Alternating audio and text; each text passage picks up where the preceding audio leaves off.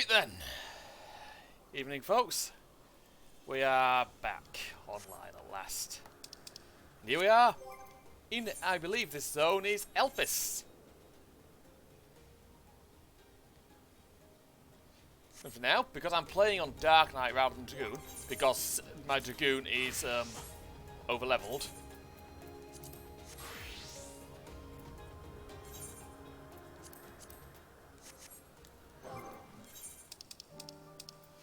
Yeah. Might not be my wisest move, doing all the side quests on Dragoon first. In any case, before that, so I can actually make sure I'm properly caught up. And God, I need to stock up on these anyway. Leveling roulette. Not doing my hunts until later.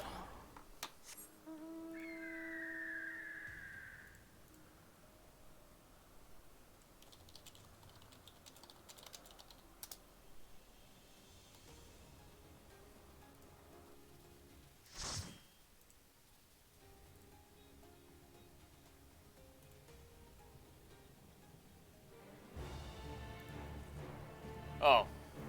Right, we're in Tower Resort. Don't mind that. Tower Resort's alright.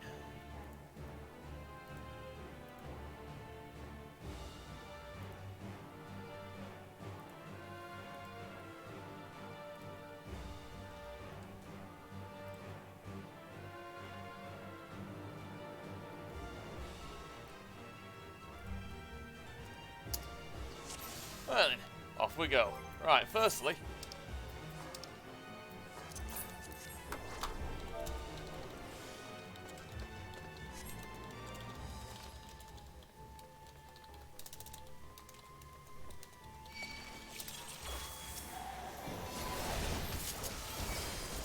well, there's one way to find out if they are or not.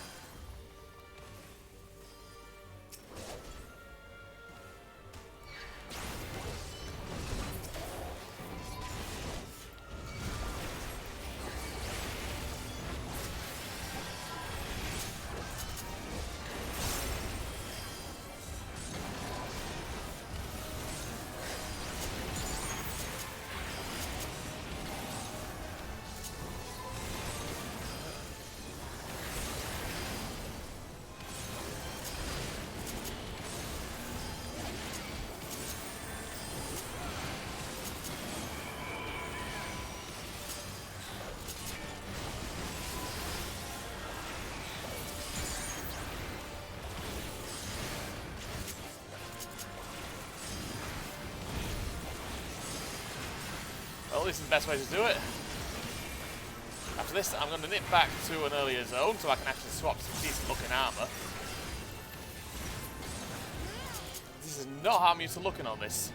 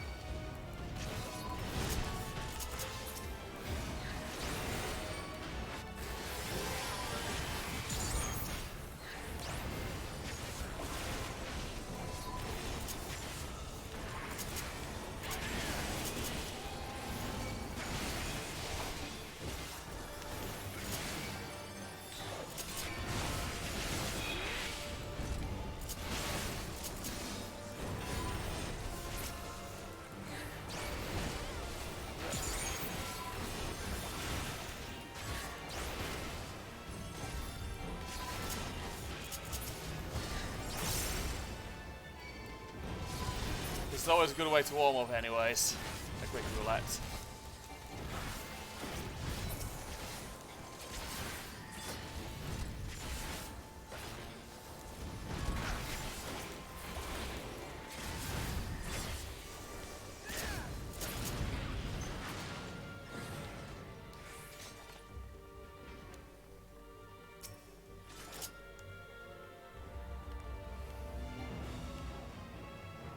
go.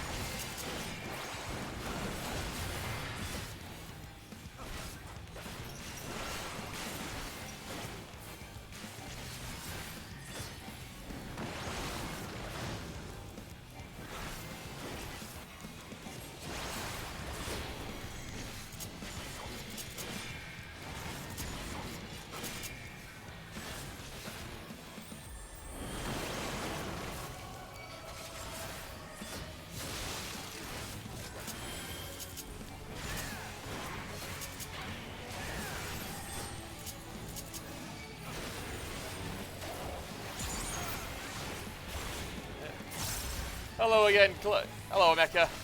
You alright? Yeah, just on the first boss of the Tower of Zot. Yeah. Right.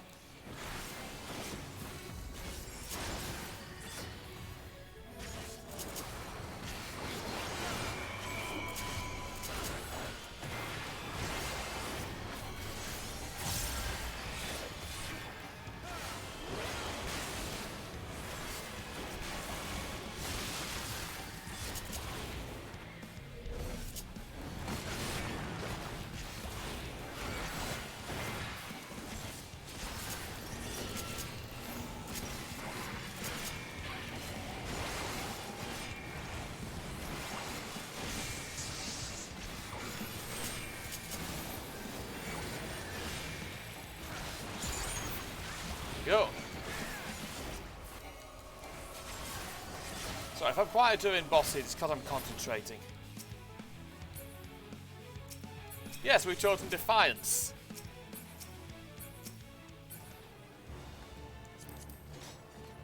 It's like these fuckers have all chosen Death.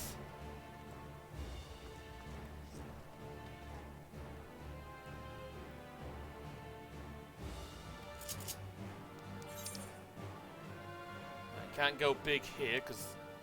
yeah.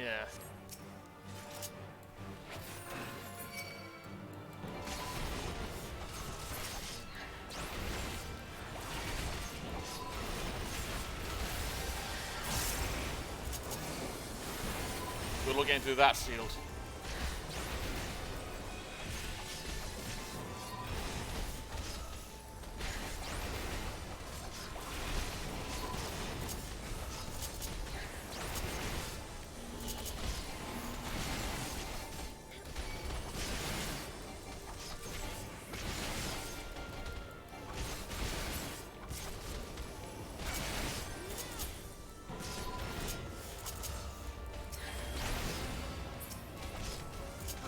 Yep.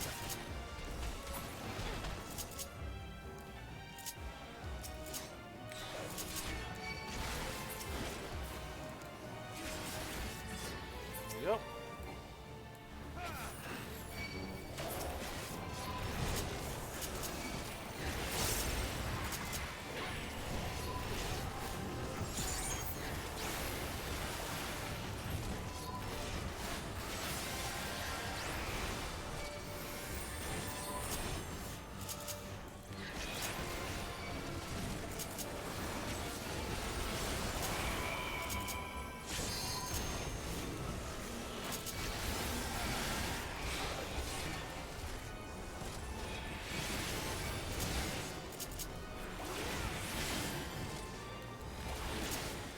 That hurt.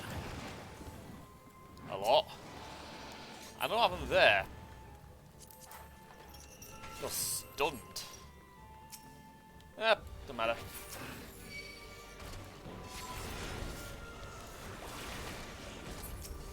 We're all fucked anyways.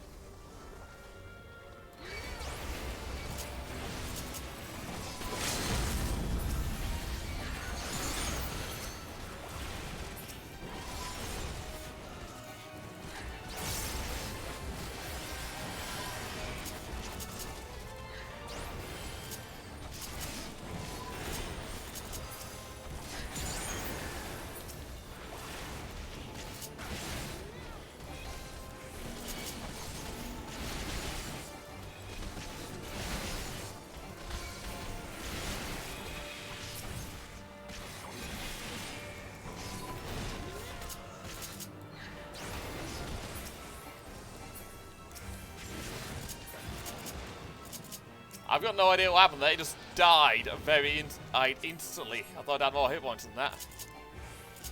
Still. Next boss. Sandaruva.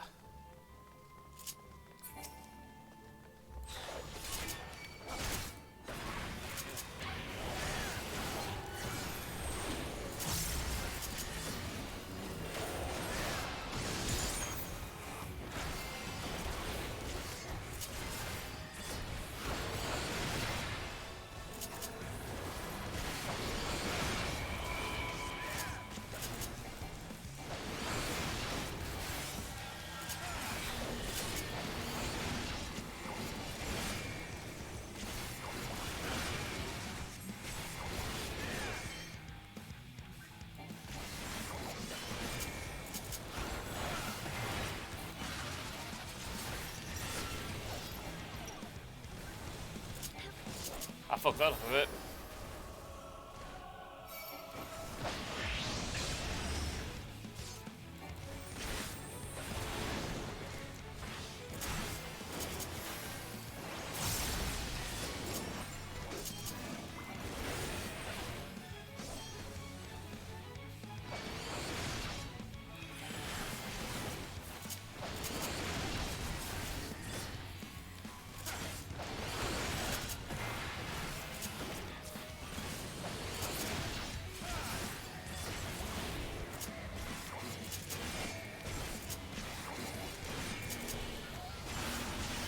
Standing still.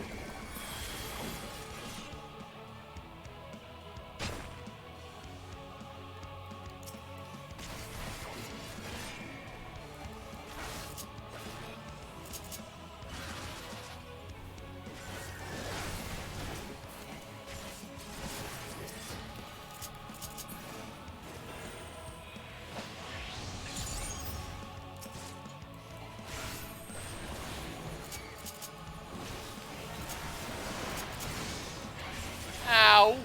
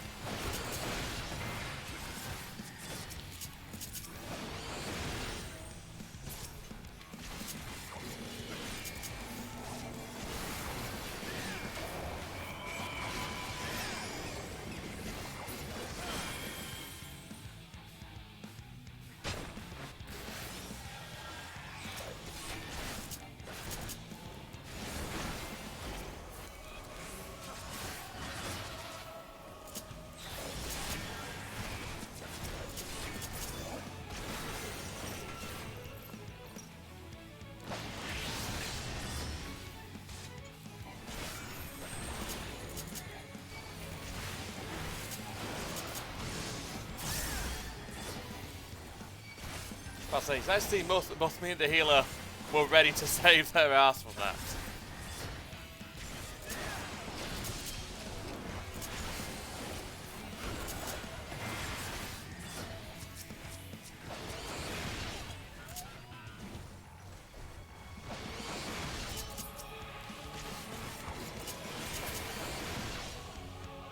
There we go, that's the second boss down.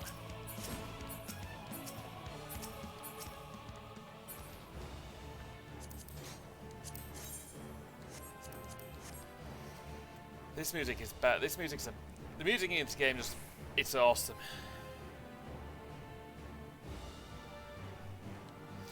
What's up to do with this? I'm not bothering with hunts for now, not until later, because I don't need to do them yet. And I might do them once I'm done with the stream, to be honest.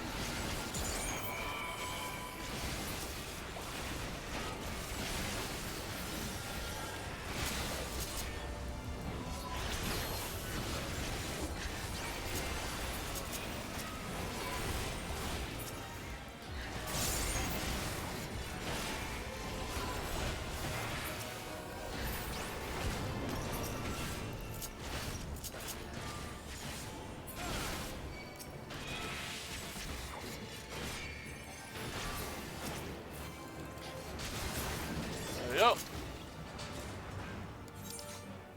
So down there and down there. In most, I'd be expecting some kind of mechanic or some kind of attack to go down there. Right, Colossi.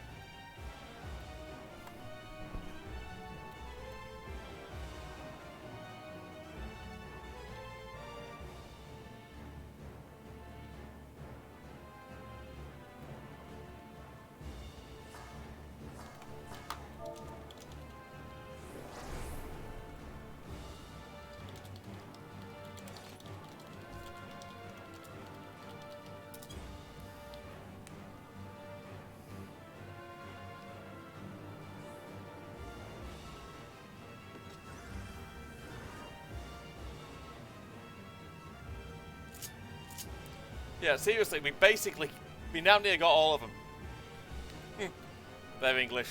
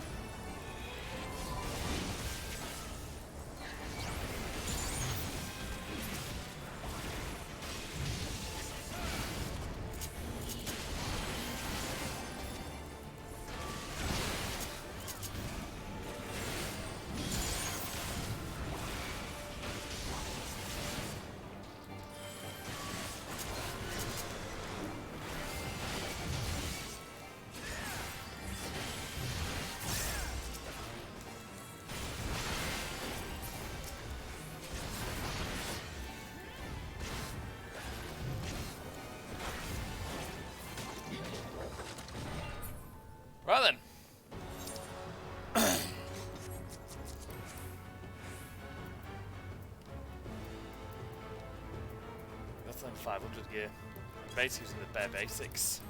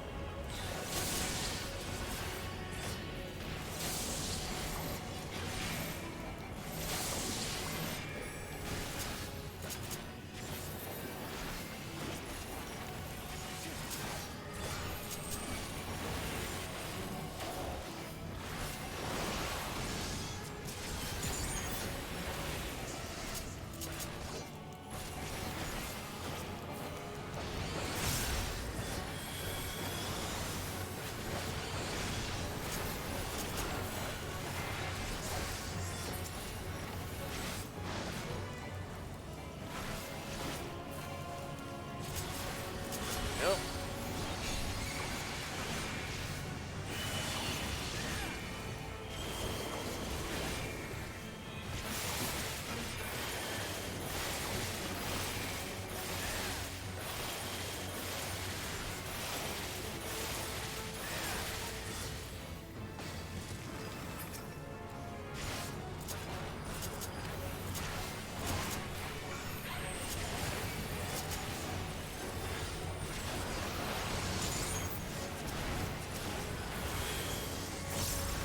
No.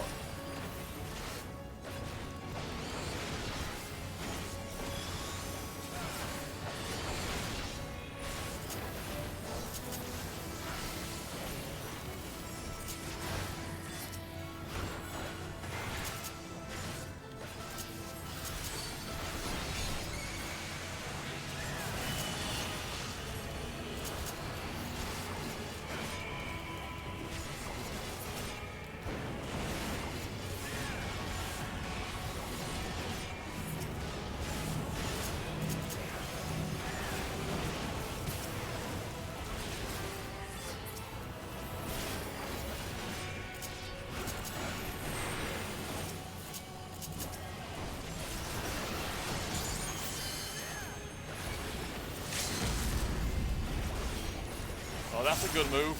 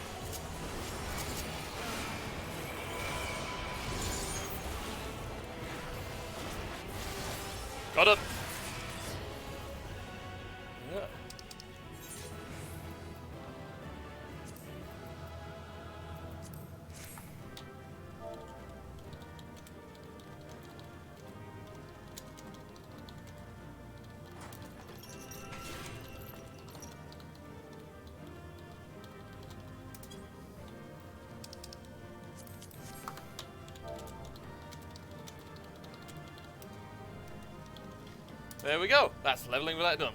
Now, back to the story.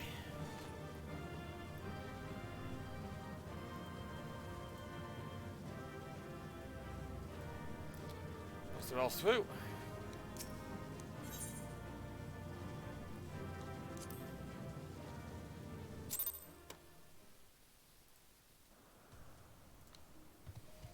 Well then, so last time we were here, which was last night, we had to get Emmett to see something to fly. Before I do that, I'm going to do some dead quick.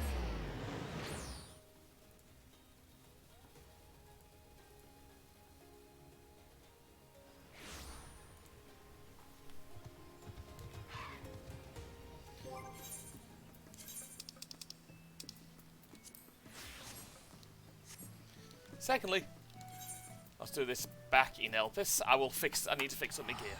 It is cheaper to travel there than it is to the fucking Charlian, and I don't get why. Because it's in another world.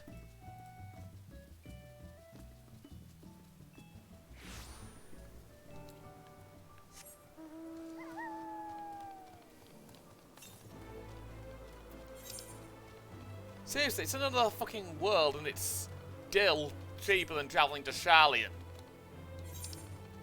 We'll be off up there at some point. You can see the Aetherites. Button. Go there later. Go. Yeah.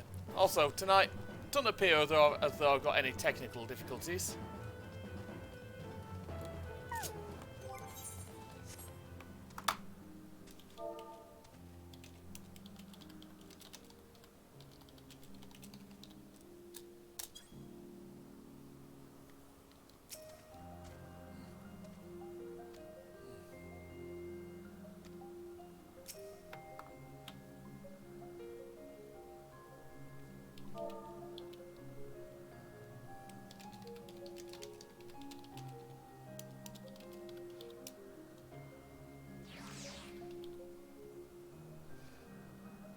There's a fucking U in it.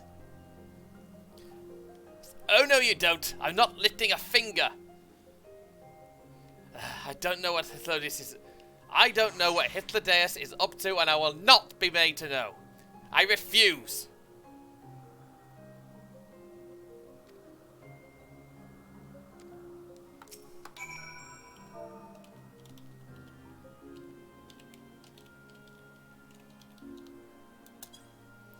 Please, Emmett Selk.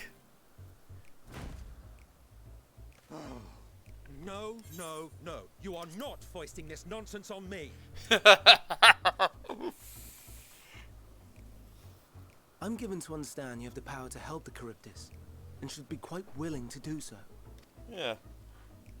And so I appeal to your better nature, most benevolent Emmett Selk. Please teach it to fly. Or else Hermes will transform. Right now. Oh, she's got the right idea. Now, there's no need to go quite that far. Altruism is its own reward, as I'm sure he would agree. Oh, would he now? And who contrived to put me in this position, pray tell? You found yourself in a sticky Nothing wicket. so devious. I merely suggested a possible course of action. Just do it, man. That glare. Please, Emmett Selk. Please.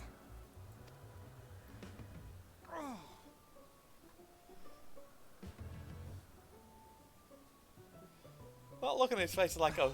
I did not come all this way to play nursemaid to your creations. I'd thank you to remember this favor and let it be the last.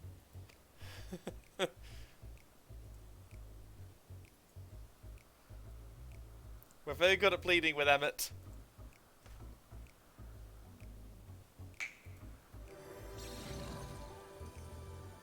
Oh.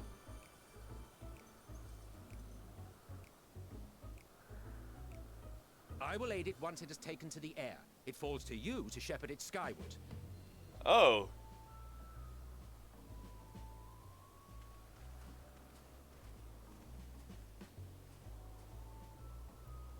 Well, let's relax and enjoy the spectacle, shall we? Yeah.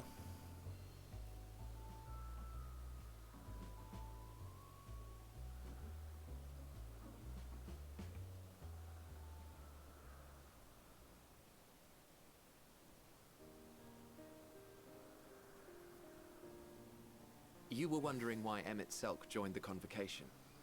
Yeah, I Truth was. be told, he wasn't the first choice for the office. I was.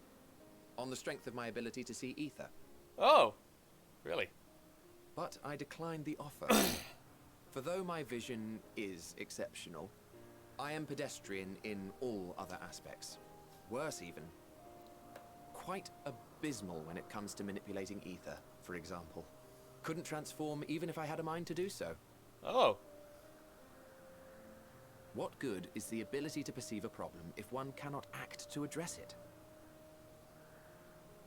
Emmett Selk has no such shortcomings. He excels in vision and manipulation both, the latter to an extraordinary degree. Yeah, I know about the manipulation thing, personality-wise as well as If there is a ability-wise. mage more powerful, I do not know of them. Yeah, he's bloody strong.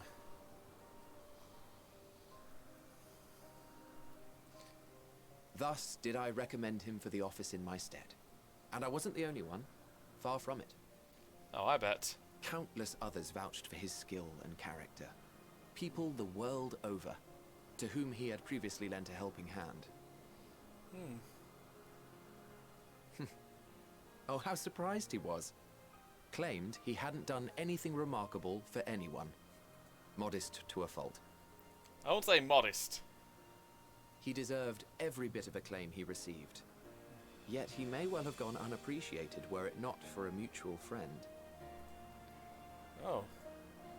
A singular soul who can't help but involve himself in the business of others. Where he walks, excitement is certain to follow. Oh. His antics irritate Emmett Selk to no end. But much of his grumbling stems from genuine concern. When our friend calls, he never fails to answer and lend his talents. Yeah. And in the course of doing so, he himself came to be recognized and respected by those around him. They are truly remarkable individuals, and I'm proud to call them friends. To help them realize their dreams. This will be my greatest contribution to our world. Oh. And I when guess so. they have fulfilled their respective purposes, so too shall I have fulfilled mine. And together we may return to the star. One day, maybe. Look at me, spilling my innermost secrets. I can't seem to help it with you. I can only assume it is due to the color of your soul. I just don't understand how you can be so alike and yet so different. Well done, my pet. Well done.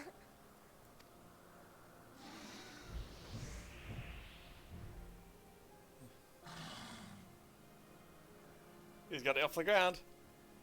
Ah, yes. I dare say the Charybdis will be fine hereon. Oh, good. Why don't you go and signal to Emmett Selk? Let him know that his arduous task is at an end.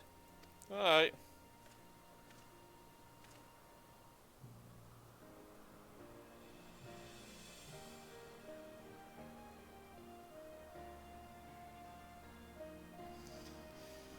Right, before I summon him down, I actually need to take a minute. I will not be long.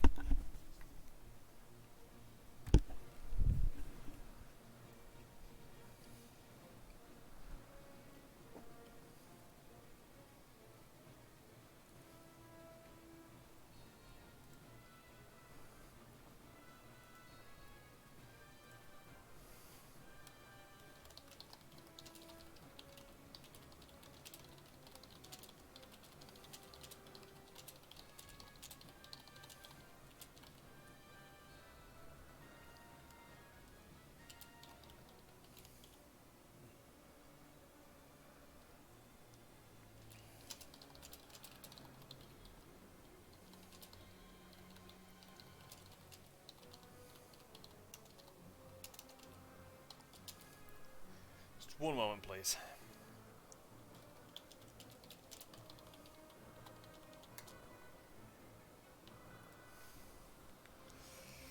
Right, so.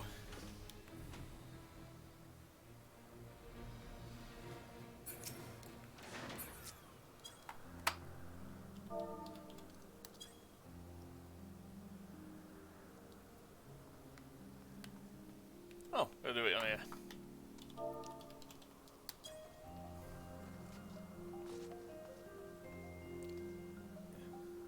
Emerging from his reverie, Emerselk notices you and begins to descend with the Charybdis. Oh, good.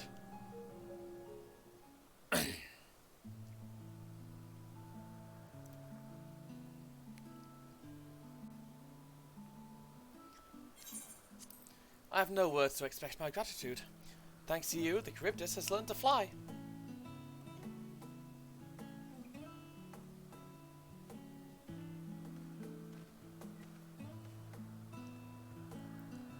And Taylor and I could relax and have a pleasant chat.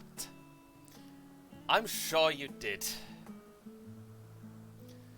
The creature needed some small assistance at first, but soon it was flying more or less on its own. I doubt you will need to repeat the lesson. That was truly impressive.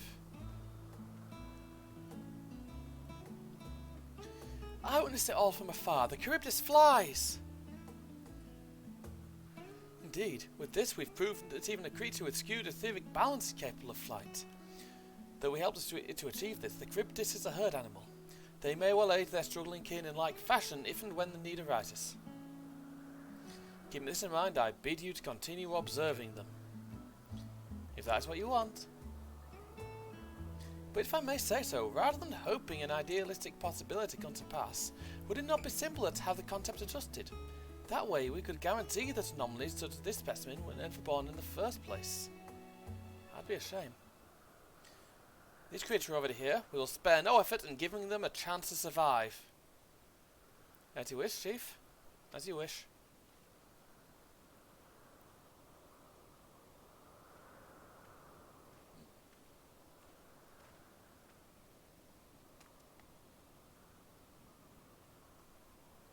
Hermes?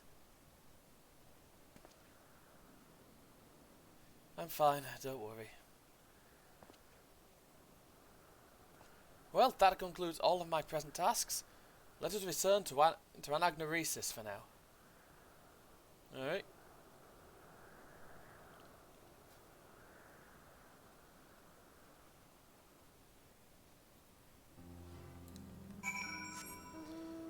Oh, hold on.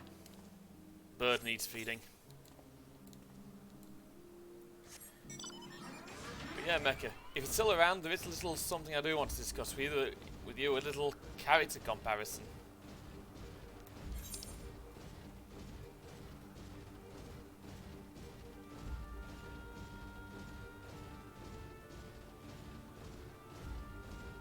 Between all characters. This dude, the protagonist of Final Fantasy XIV, and V from Cyberpunk, or at least my own interpretation of them. I played Cyberpunk a while ago.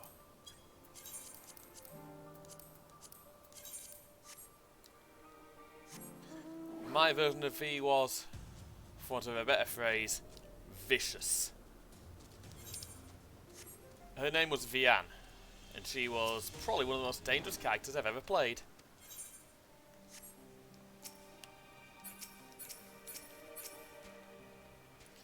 What? Want to apologise for forcing me to help, do you? Save your breath. You didn't force me to do anything. I merely chose the most expeditious way to have done with an impediment to our business.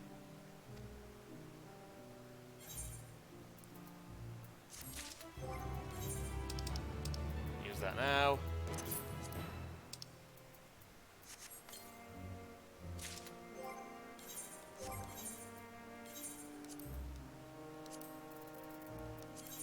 Dying black.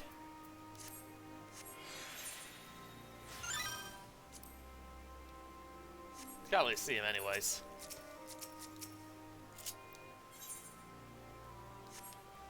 Hang on a sec. I got some quests to do for side quests. These will not take me long.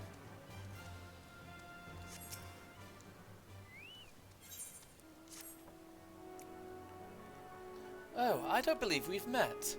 As much as I would like to engage in more meaningful conversation, I'm actually in the midst of searching for someone. It's my mentor who taught me practically everything I know. Now, she has relinquished her role and is ready to make her final journey.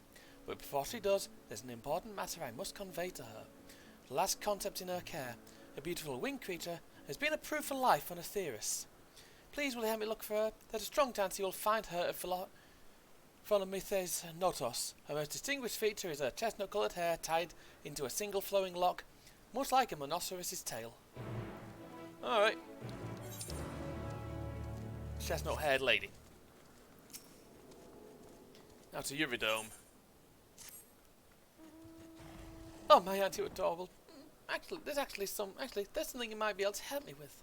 A visitor from the Bureau of the Architects has arrived at Propylaeon to deliver new concepts. I would like you to offer her the warmest of welcomes.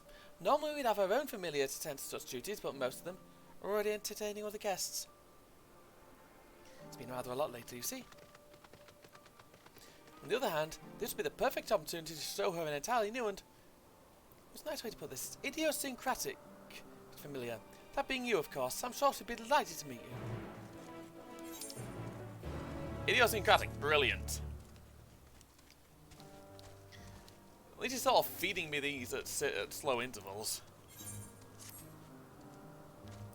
A familiar gone to observers, are you? By what are you called? Taylor Destrina. Taylor, you say? It's a fine name. I am Phadius, researcher here at Anagnoresis. We are currently preparing a section of this isle for a new creation. For this, we need to expel those creatures that inhabit that area, that they'll not interfere with our tests. The simplest way to do this is to have the Ampelos sneeze. The explosive noise never fails to send nearby critters fleeing. We're just about to tend to this task, but given you two are here, how do you like to give it a try? Yeah, please. I knew it'd be keen. To look at you, it is plain you're an inquisitive sort of familiar. Now then, my beastkeeper colleague is already on site to the northeast of here. Seek him out, and he will tell you what to do. Okay. I'm hoping this one needs a quest chain, but somehow I know this game well enough to know that it probably will be. Oh! Yes. It's a quest chain. Welcome, friend, to Anagnoresis. I am Socles, and I manage this region under the authority of Chief Hermes, the head overseer of Elpis. And you are, oh how unusual, soul-bearing familiar. A familiar must have a mission, and yet you offer no message and carry no cargo. Are you perhaps here for the purposes of observation? Yes, that must be it. In which case you need only mention my name to Charmian, and she will gladly give you a tour of our domain. So it's all in.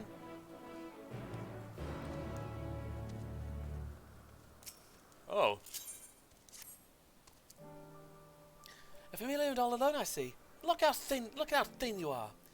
If your remaining ether were to be exhausted, you'd simply fade from existence, and we wouldn't want that, would we?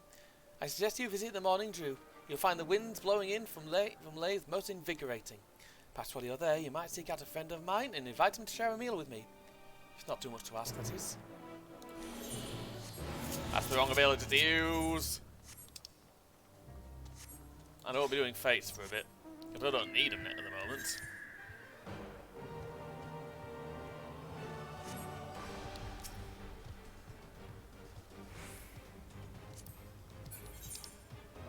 Go and deal with We'll Meet Again first. Now I want a quest chain, so I'll have to do it. So I'll do those ones all in short order.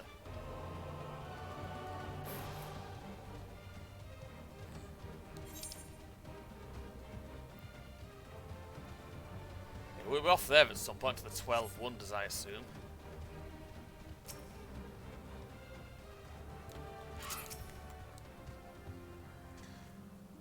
You wish to speak with me? Go, explain. Ah yes, I had a feeling to might say that. As I told her, my decision has been made. About that wing creature, with success. Glad tidings return, but my work is done. This news was more than sufficient, and I thank you for it. Nothing can deter me from my chosen course, and I must join my predecessors in the hereafter. Tell Blast to name the creature as he pleases, and I wish her every happiness. Now our brief encounter has reached its end. Farewell. Basically, it's a case of... I think it's a case of letting her know what's going on.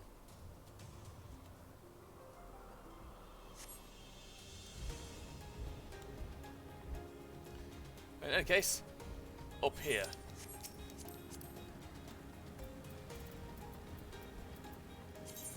Yep.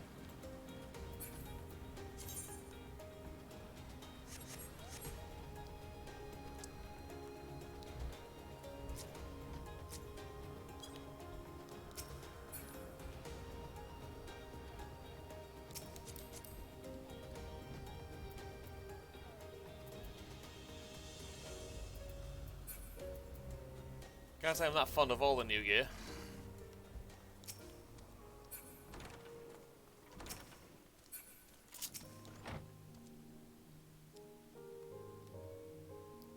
What a pleasant surprise.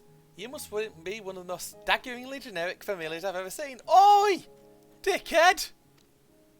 Eurydice shows her representative well, it would appear. As a matter of fact, I too have an errand to ask of you, namely the delivery of these concepts. I have brought them all the way from the Academia in Nida. 3 aquatic fauna specimens from the words of Metron, and 1 flora sample from the words of Halmorut. All very fascinating, as my counterparts here will soon discover. It would also be prudent to remind Eurydice not to let her captivating nature distract her from making her observations. Well then, there's no time like the present. Cheeky dickhead!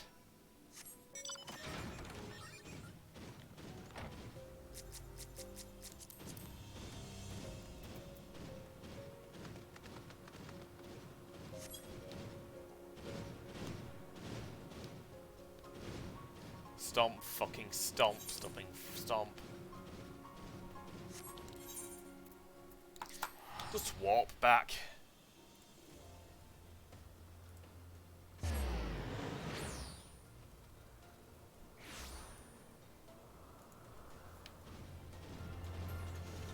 Yep. That's a blast day. She's not with you. Did you at least find her? I should have known nothing would sway her. All I can do is hope she finds blessed respite in the ethereal sea, and they may one day be reunited in another life. Until then, I'll carry on her legacy, beginning with the naming of the creature she cared for so dearly. I think I shall name it after her. That way she will live on through her work, forever. Oh, there we go. Over to Eurydice. And should I guess what an now do with you as I am? Yep, she's got these concepts for you. New concepts for us, and fascinating to the point of being distracting? Well, not a thing to warn me about, though it does all sound rather intriguing. The Academia and Nida always produces concepts of the most outstanding quality, and I'm eager to learn what treats we have in store on this occasion. Let me see.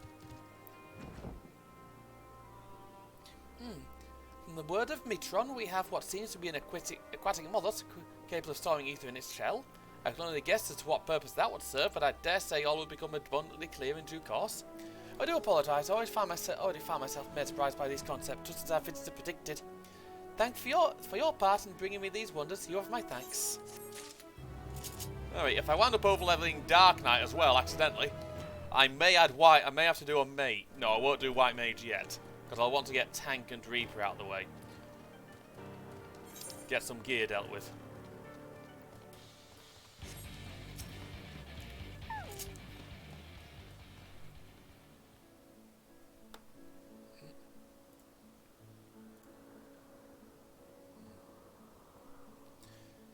Yes?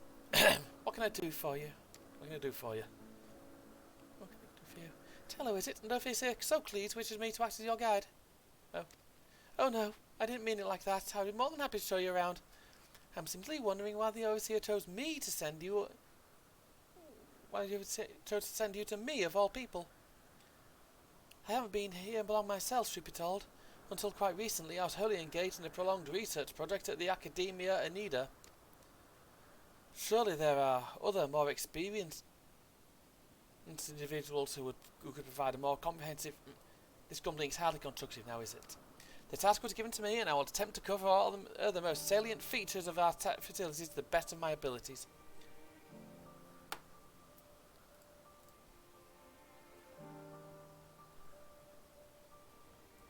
After all, it's not every day that one is asked to indulge the curiosity of such a rare and fascinating visitor. We can amend the talk at this very moment, if you like. Then let us begin. You know, rather than have me lecture you as we walk along, I think observing firsthand what we do here in an Agnoresis would prove more beneficial.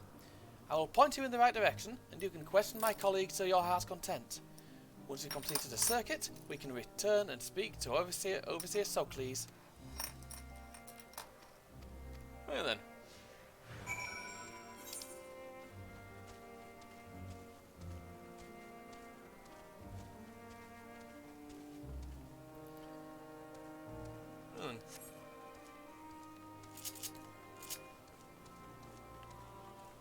I don't think I can put these things on mounts. Unfortunately. I wish I could.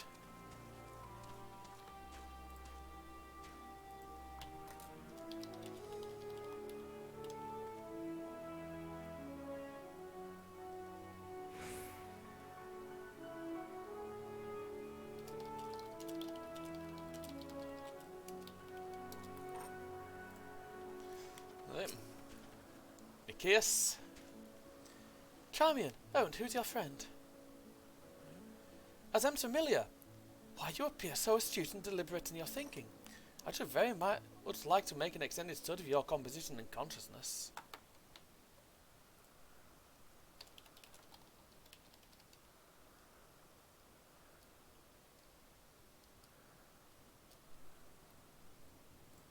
Oh, do forgive my forwardness. It is my duty to chart the behaviour of familiars, and I find it ever so diverting.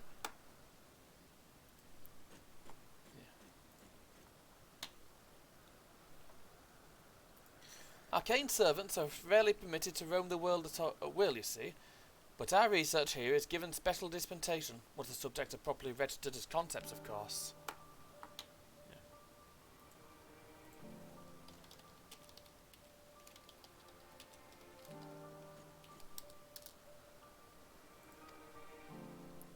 There are times when familiars are tasked with tending cattle, or must otherwise coexist with other living beings.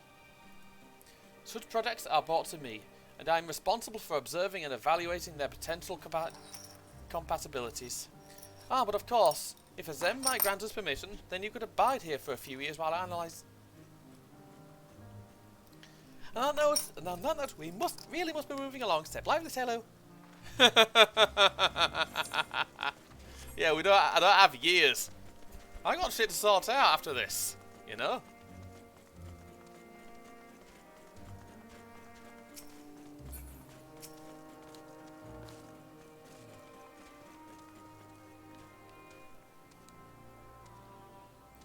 Who do we have here?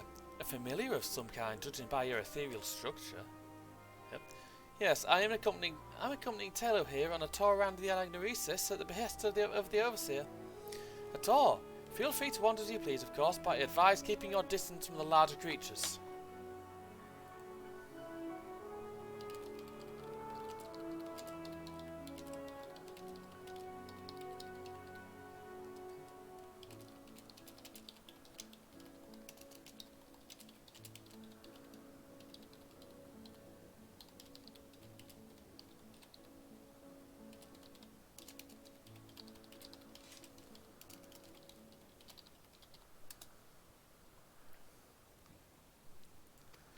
The fauna I have under observation occupy the top tier of the food chain, and do not take kindly to intruders in their territory, especially the specimens found on the other islands.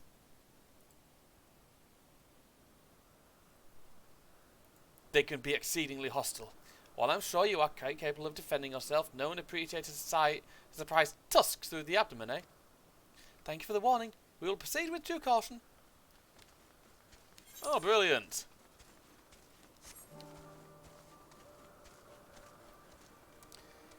This is a better tour of the island than Jeff Cobb would give you. It'd leave you unconscious. Oh, over to Blast Day again. Isabel, that is a name I quite like. Hello, Charmian. Was there something? The overseer asked that I give this familiar a tour of the grounds. And I thought the best way to do that was to show him what we do here firsthand. I see. Well, as my work is rather difficult to demonstrate, I hope a brief explanation will suffice. Beg pardon? Our creations are many and varied, but I mainly preside over the plant life. When it comes to watching certain grasses grow, one must be prepared to observe over the course of several years. In the case of trees, sometimes decades.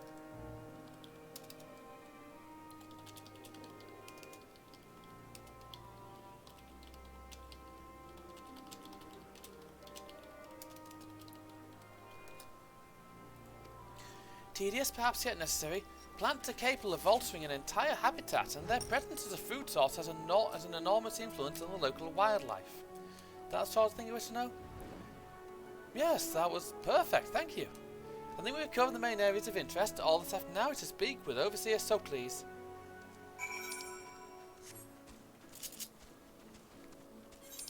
Right, this one's going to be part of a chain. Labours of my fruit, really.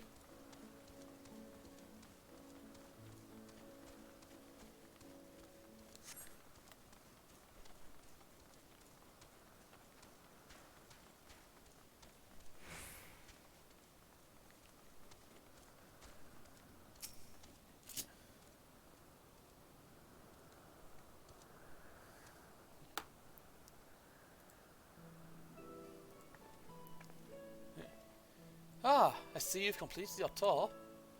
Almost. We spoke with those in charge of the various facets of Anagnosis, but I thought it would be fitting to end this visit where it began. With you, Overseer Sophocles. I see, and what is your impression of the work we do here? Requires equal levels of passion and patience. I'm glad we could help further your worldly education. And I'm glad to see you enjoyed the experience, at least I hope you did. You are truly a masterpiece of creation. Only a soul-bearing familiar could demonstrate such robust cognitive and cogitative faculties. Were you perhaps designed to inspire others? I feel something special has been woven into your aura. No, to be honest. You have an intriguing presence, to say the least. Please stay a while and share more of your thoughts with us. Yes, I second this invitation. In all the long years I've resided here, never have I encountered such a unique entity, and one of Azem's no less. So basically, we're on a tour of this place.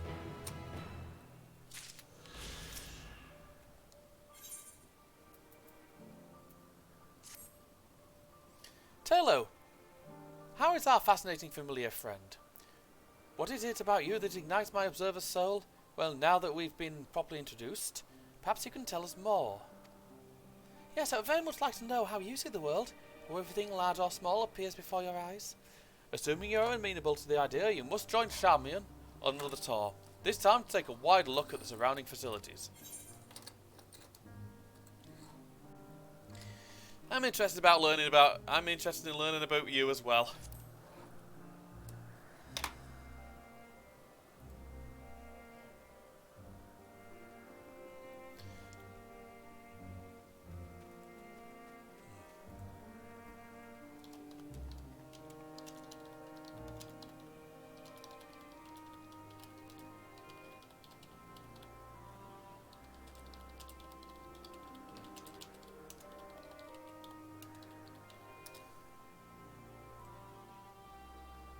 Hold on a minute.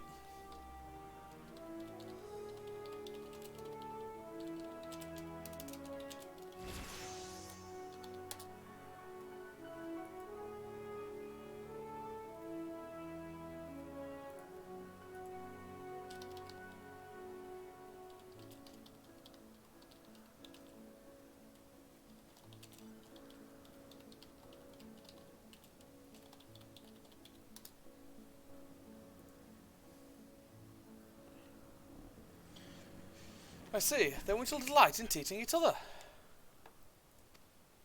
Where to begin? What facility do you suggest, Overseer? Oh, any place you feel will best elicit it to respond from our guests. Right, yes, of course. Well then, Taylor, come with me and we'll visit the arcane entities on the south side of Anagnoresis. Oh, hello. This will be interesting.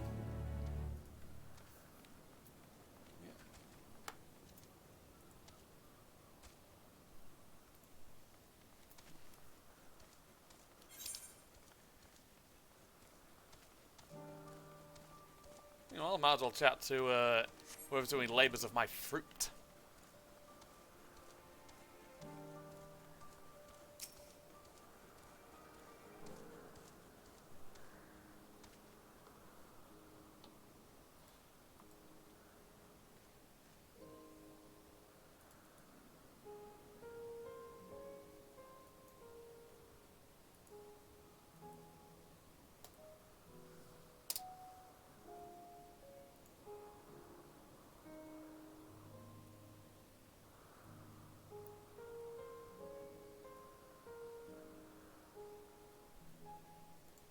Yep, the pompous creator. Sorry. Azem! What in the blazes are you doing here? Hold on. You seem thinner, somehow. You have much in common with him, but it's clear you're not one of us. A familiar, perhaps? Yeah, Mazem's familiar. I suppose it's just like him telling one of his minions to poke his nose into our affairs. Since you're here, instead of hanging around like a bad smell, why don't you make yourself useful? I want you to take this latest work of mine, a new variety of fruit, to my colleagues. In the meantime, I will be cultivating more specimens in the chthonic horns. Yes, you heard that correctly. Cultivating. Not simply conjuring with creation magics. Aye. The fruit I produce is a labour of love.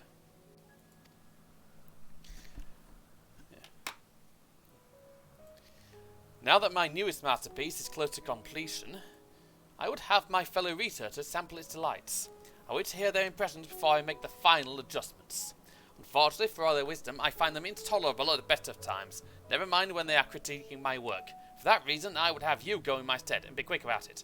Let the fruit spoil as a result of your dawdling. Dickhead! It's fruit! Gotta deal with this first for this tool. I don't want to speak to him that much.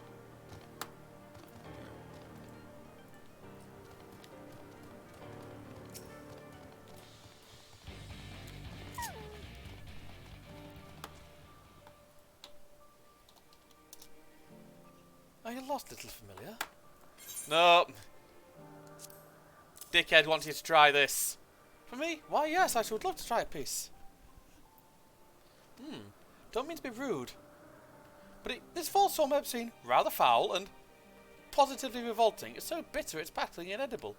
More important, however, is the question of whether this fruit would serve its intended function. If wild animals cannot bring themselves to eat it, the seeds will never be spread. Can't imagine the creation being approved in its current state. It will have some kind of use, I just don't know what. Maybe keeping things out your fucking garden. You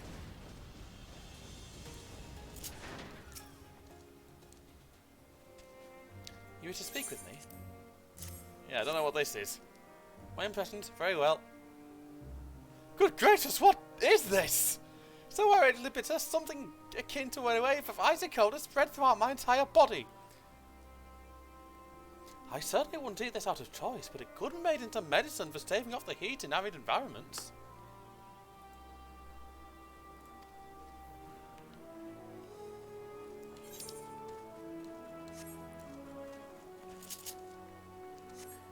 Like, yeah, that might be what it's for. You are the familiar who arrived with them at Circle in Hitler days, yes? And what do we have here? New seeds of fruit, eh? Let's hope it tastes better than it looks. My word!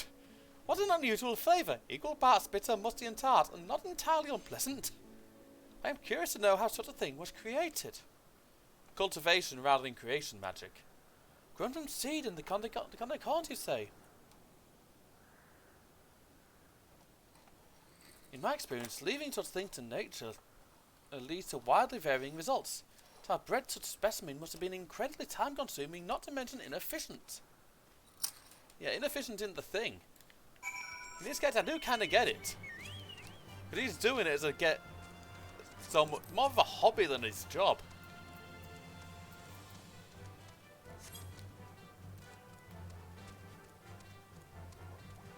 That's better.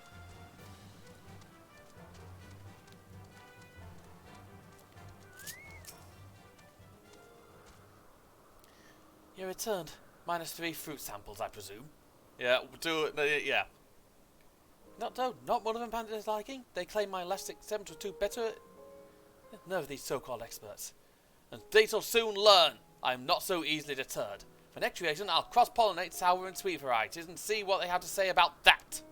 I'll show them that it's these wildly varying results that come from adherence and to natural processes that have the power to defy expectations. And as the familiar of Azem himself, I'm sure you can appreciate that. Actually, yeah. He's more like... I think he's more like, why do things this way when we can have a bit more fun that way? Sure, he might be a bit of a pompous ass, but I do kind of like that one.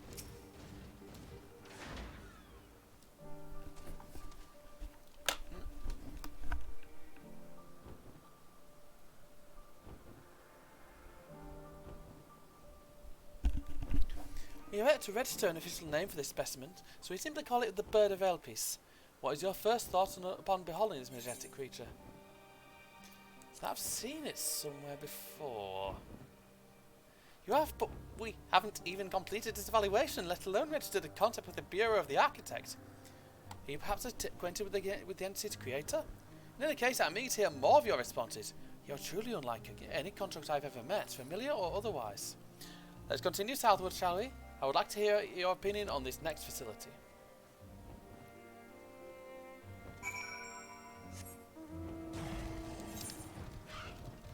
Oh, the first bloom.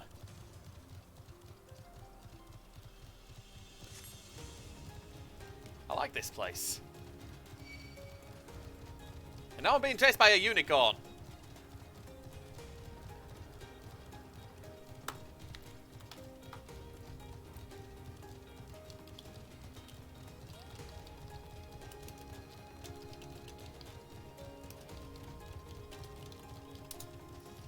Yeah.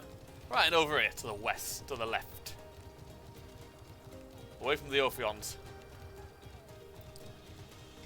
You see, I wouldn't be able to stand this close to the edge. Not brilliant height. You can't even see the floor. I think they're above the sky. I think they're above the sea.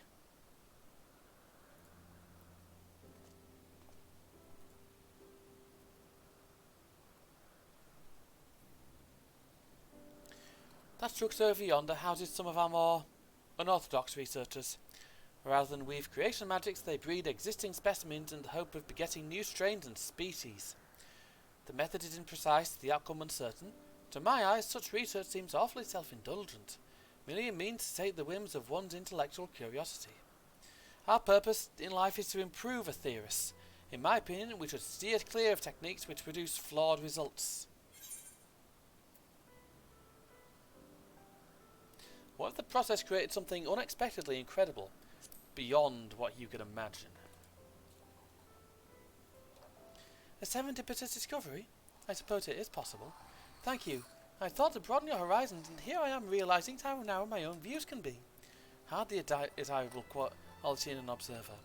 Time for a spot of rest and reflection, I say. Soon move on to the morning dew. It's favoured by many an observer for its calming tranquility. Alright.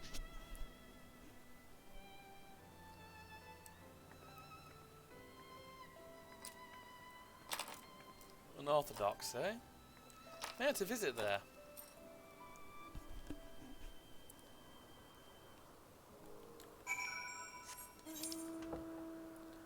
And here's the morning dew.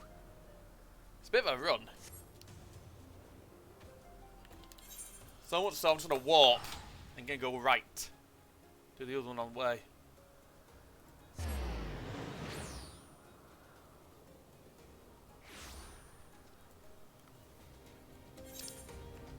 I'll do as well do that one on the way over.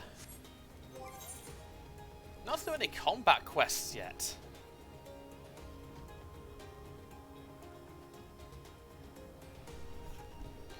Should mention a lot of things here have Greek names, because it appears the Assyrians all have those.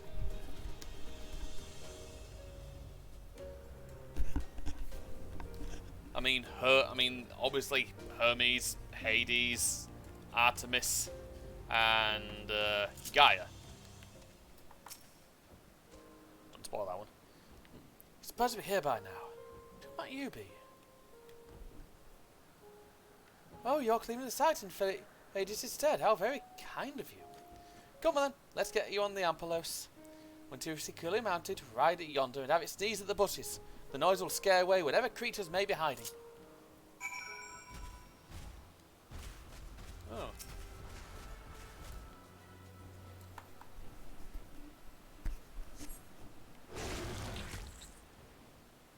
The Ampelos' mighty sneeze sent the creatures in the bush scattering in panic.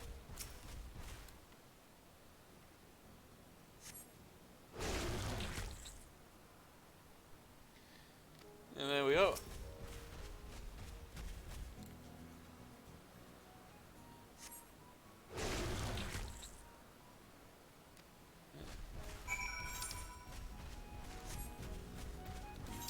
We will do that at some point, and over there, the chthonic horns.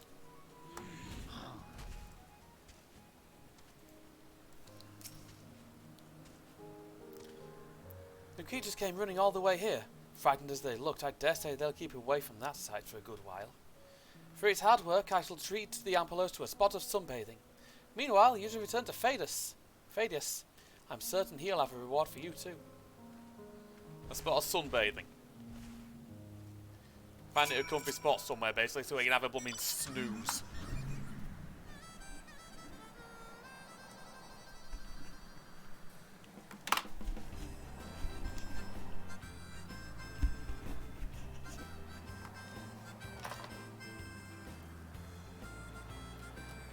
Well then, up here we go.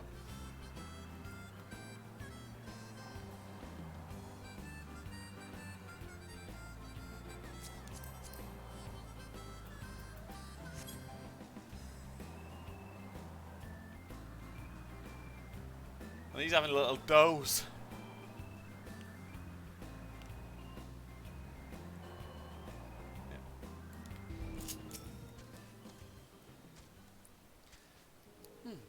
What brings you here, oh friendly familiar? Trying for a meal, eh? Ah yes, quite right. Thank you for reminding me. Still a few more moments here can't hurt, surely.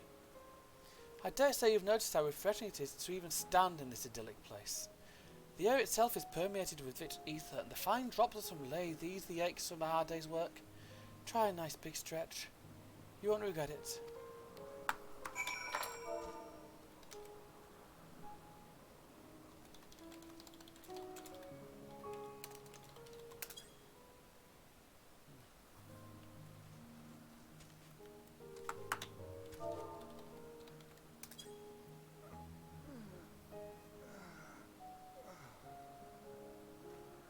See what I mean? The wind flows through the leaves, the water's soothing spray. Waterfall soothing spray. There's nothing quite like it. In our busy day-to-day lives, it's all too easy to forget to look after ourselves. Naturally, that includes familiars. Speaking of which, I'd best get something to eat, as you so kindly came here to tell me. As you seem new to these parts, my friend will probably be wondering whether you've lost your way. Go and put his mind at ease, would you? Of course. There we go.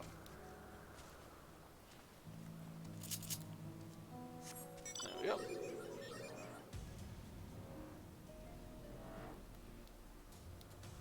Right then. This means we'll be getting a...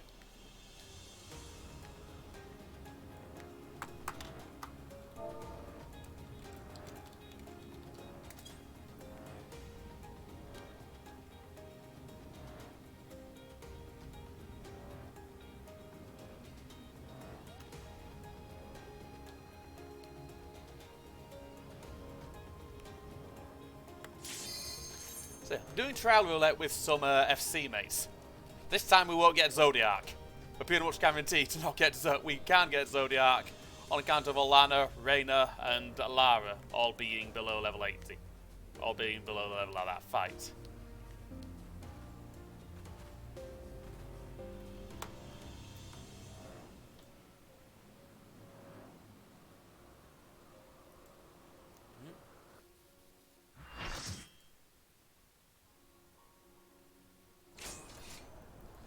Oh, hello.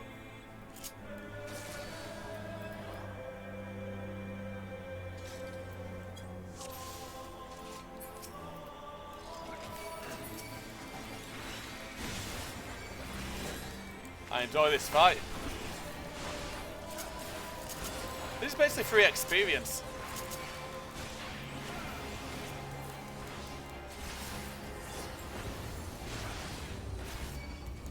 You know what's weird? This is actually more like the health you'd have the first time you fought this dude.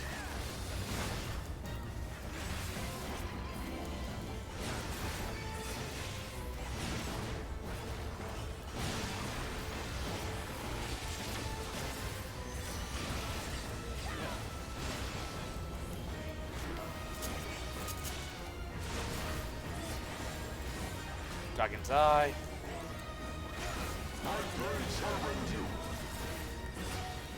Appears that the Scask, which has actually made him a bit. Made the fight last a little longer.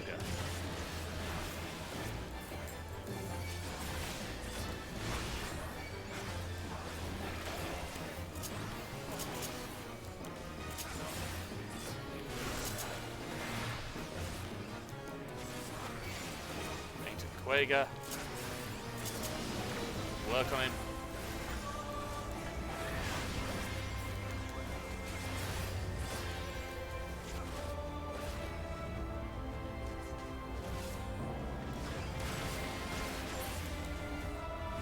Right then, add phase.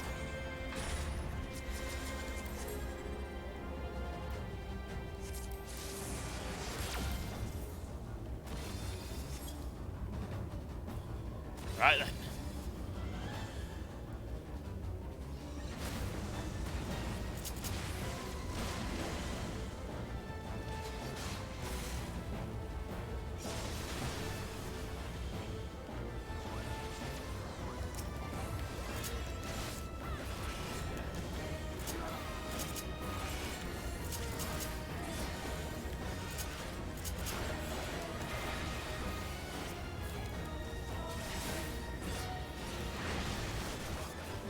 Go.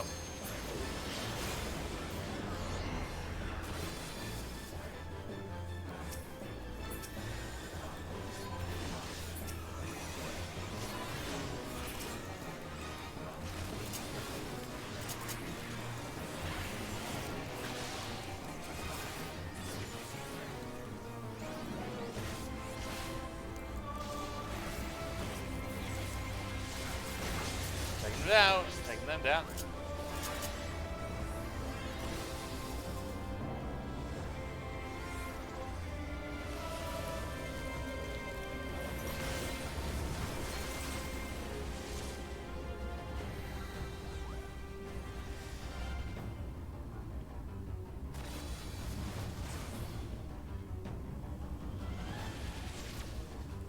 Right then. Meteors now.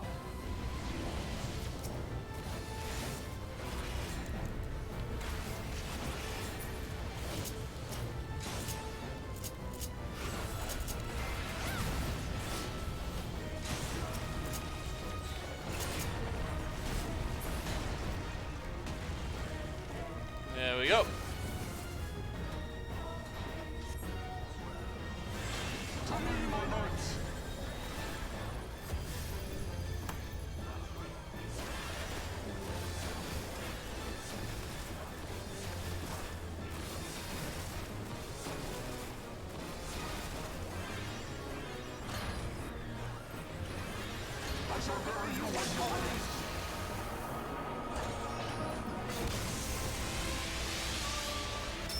The best you can do, dickhead.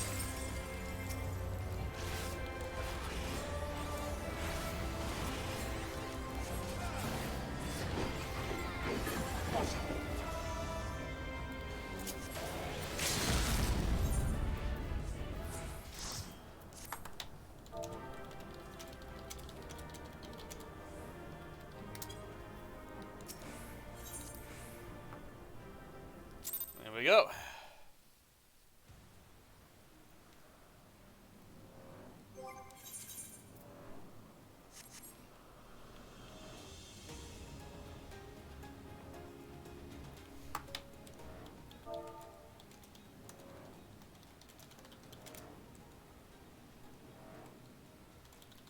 And we're doing raid roulette as well.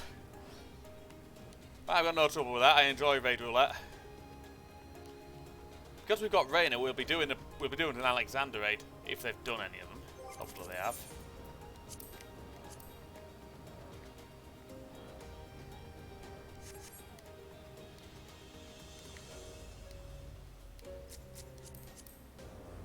Yeah. Yeah.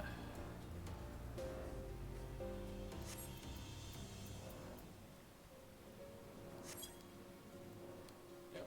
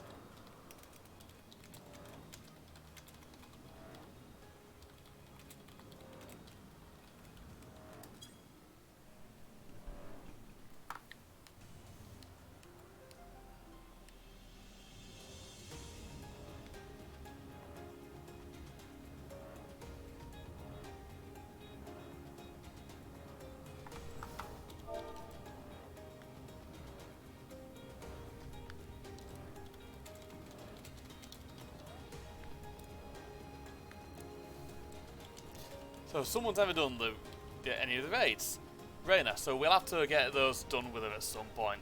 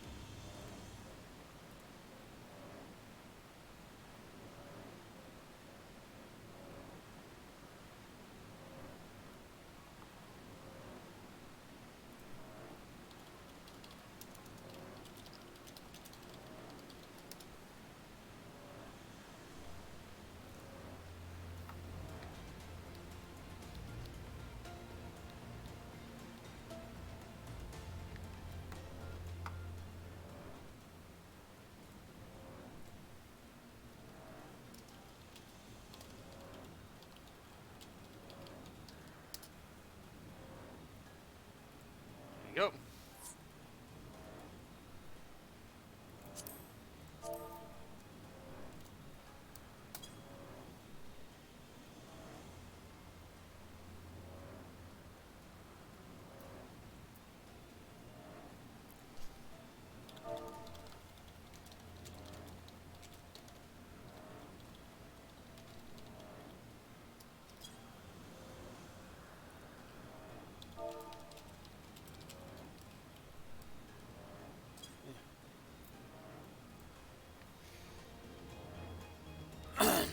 Sorry.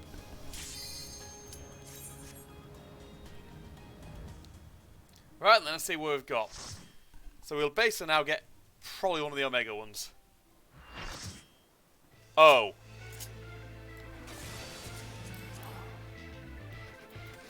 Well! Hello, Dick. Hello, Captain Dickhead.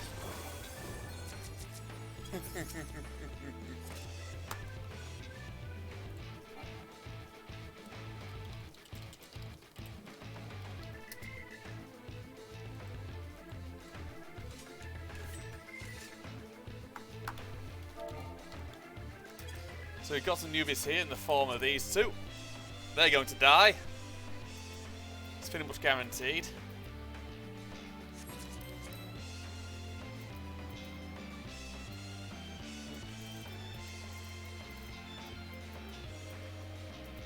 Oh, jet black dye. That stuff's fucking expensive. Well, then off we go.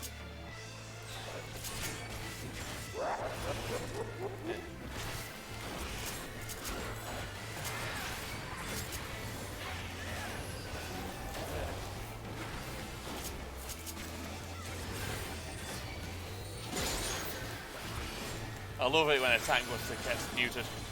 Out of the way of that.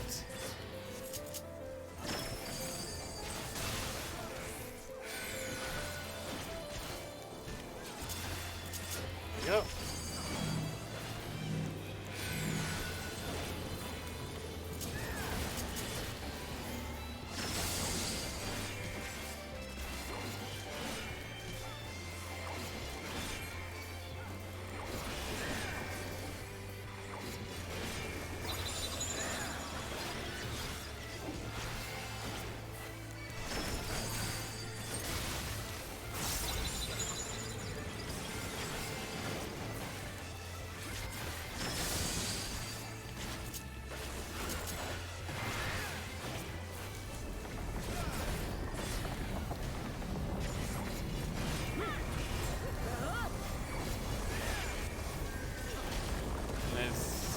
Raven image.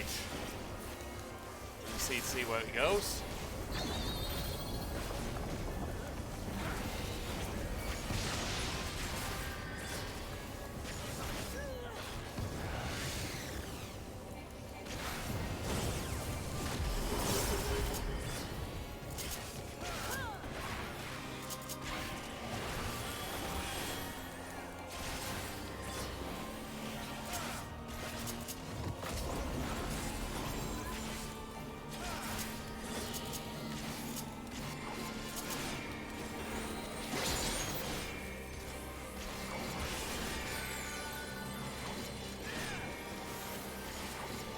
Probably gonna be a staff one.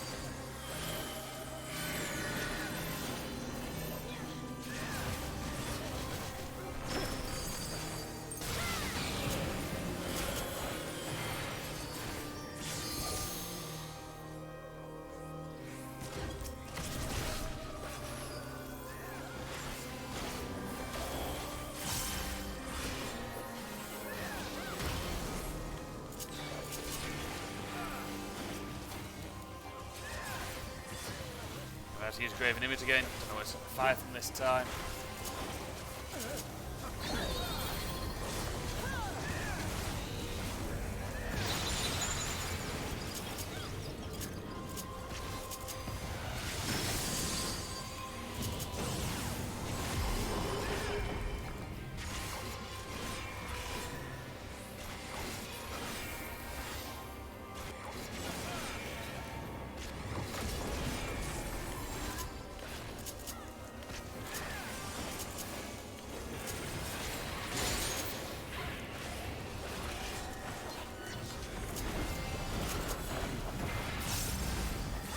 I think that it's good to see where we're going from here. See where we're standing.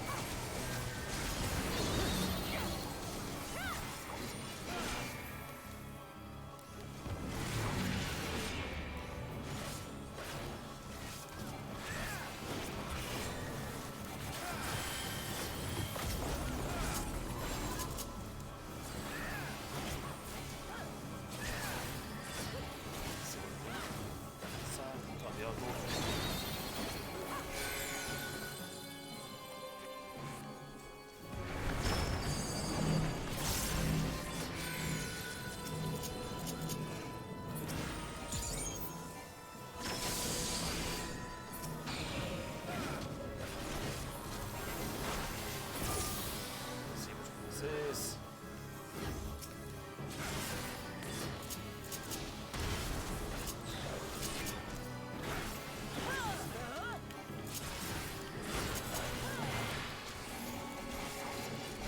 Okay, an image again, see where it's going this time.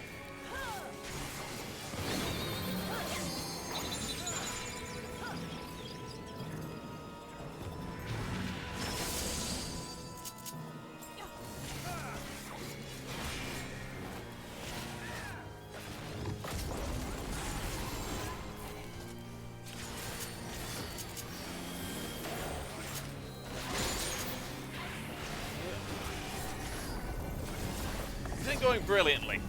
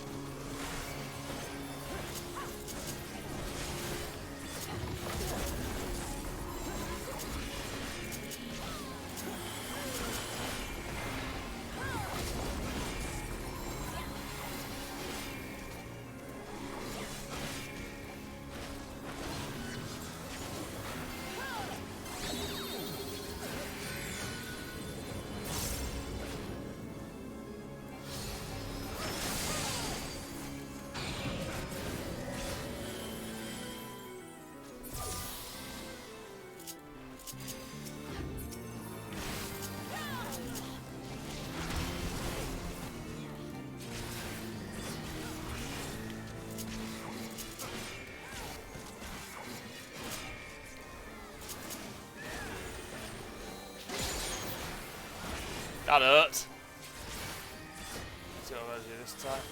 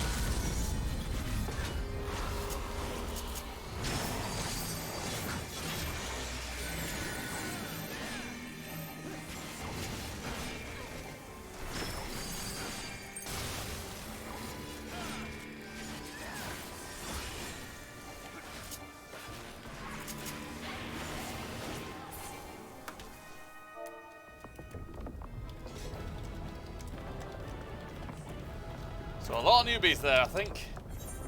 That fight can take a bit of learning. Bit of a ball ache, but it takes a slight ball ache. Because he doesn't fight like normal bosses.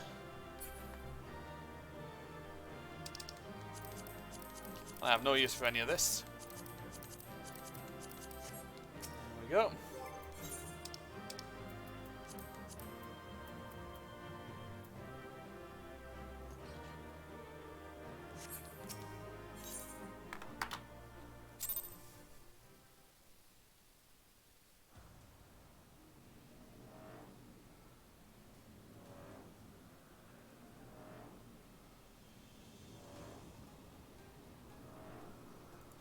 There we go.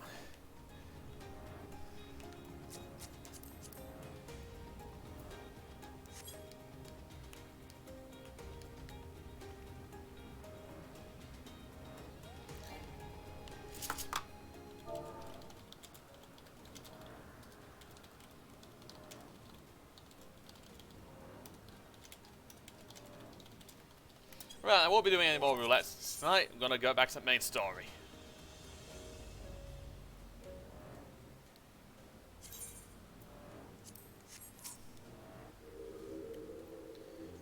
Welcome to our Garden of Respite. We can explore more of it later first, but I want to hear more of what you think. Of people, of us.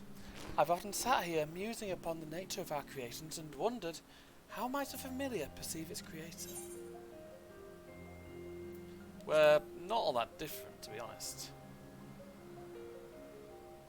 Perhaps that's true. You do seem far closer to us in nature than most other familiars. Well, let's set aside such musings for a moment and bask in the morning dew serenity.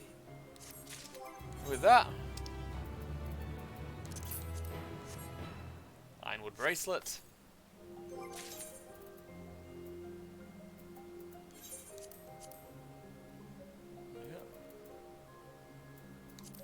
No use for that, so I might want to get rid of it.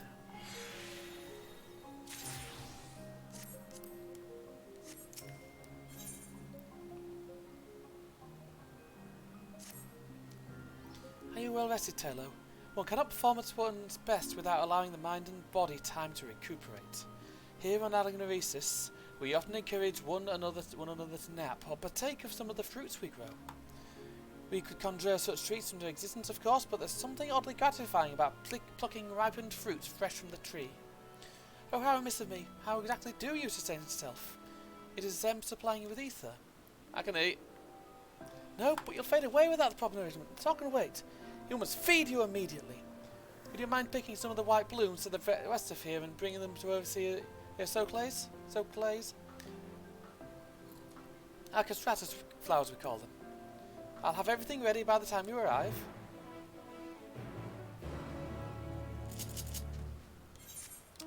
Back on bird. This might be the end of this little quest line.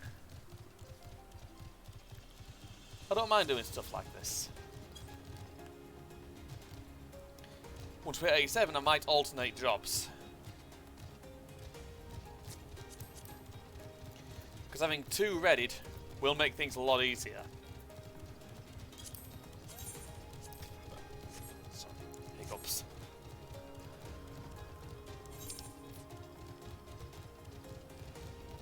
I mean, I'll be doing the main dungeons on Dragoon because not entirely sure how they go, normally. And I find it more fun to do it on my main job. I'm probably not going to be going for masses of time tonight in any case, because I have work tomorrow and I've got a long ass shift to do. And tomorrow night I'll be tired as fuck afterwards.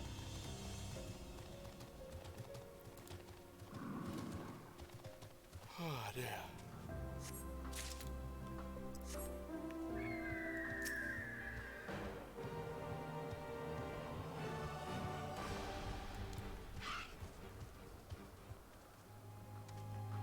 Yeah.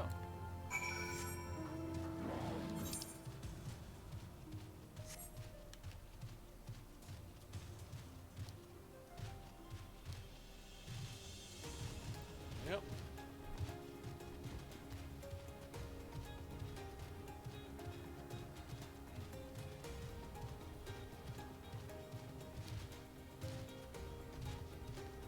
Well then, these two are right next to each other. Might as well get these out of the way.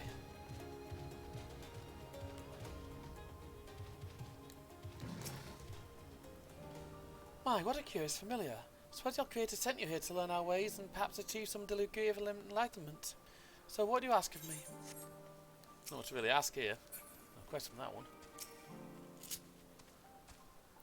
Here to report on successful completion of the favour I asked you. How very dutiful of you. Would I be correct in guessing your little jaunt has paid dividends? No need to tell me, I can see you're practically bursting with vim and vigour. Why, even I feel better just looking at you, and I've done nothing but stand here the entire time.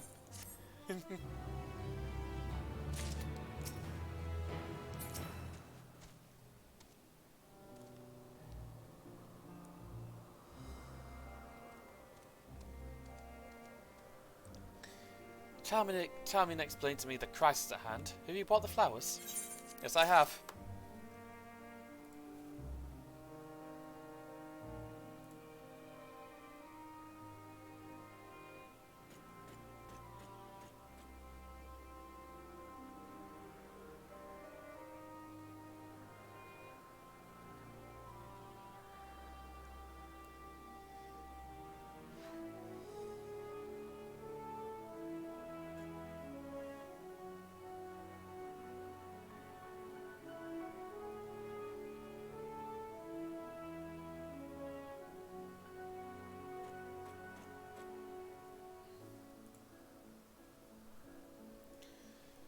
Yes, these are the ones we need. I'll add them to the fruits from Carmian's basket.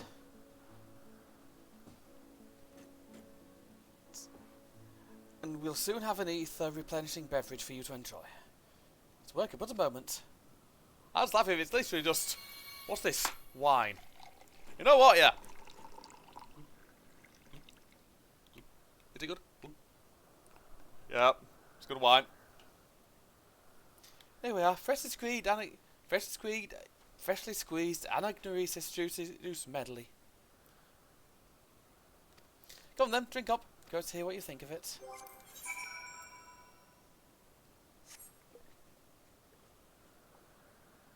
Drink the juice, noting the complexities of floral and fruity flavours. Ah, good. It appears you're able to tolerate liquid sustenance. You didn't appear to be suffering from any loss of material form, but a familiar must have a regular infusion of ethereal energy. And now that we know you won't suddenly vanish, will you please reassure Carmian? She still looks terribly concerned.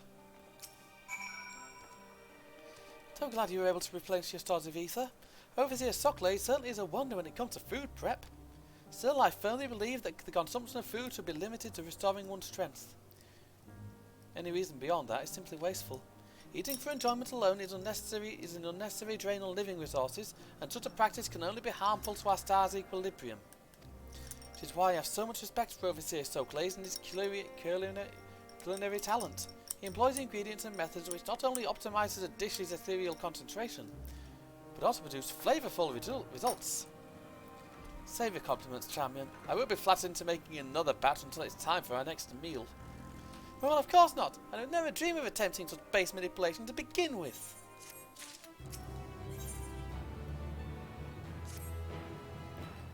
Another one.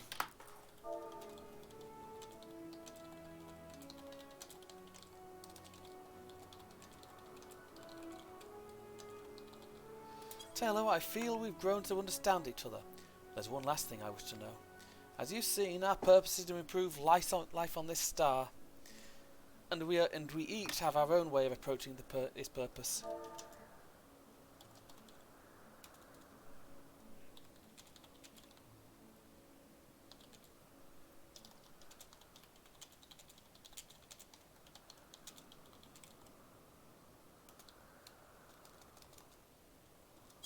Yeah.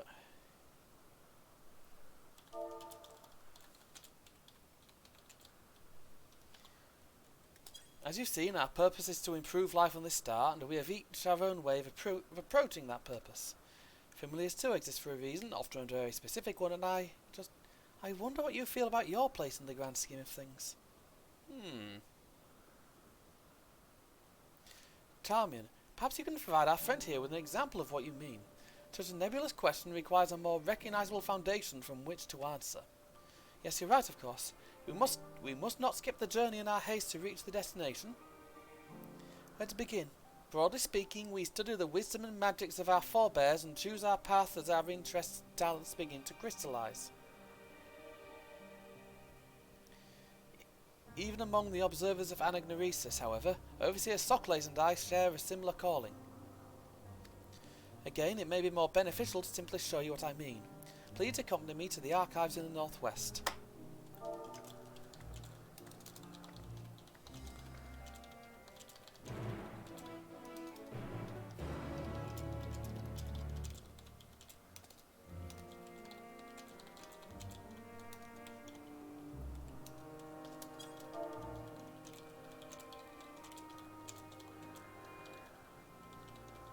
Right, let's go see what she means. It's only up there, but for now, go and chat with Phadius. Or Phadius. Don't know how the fuck it's pronounced.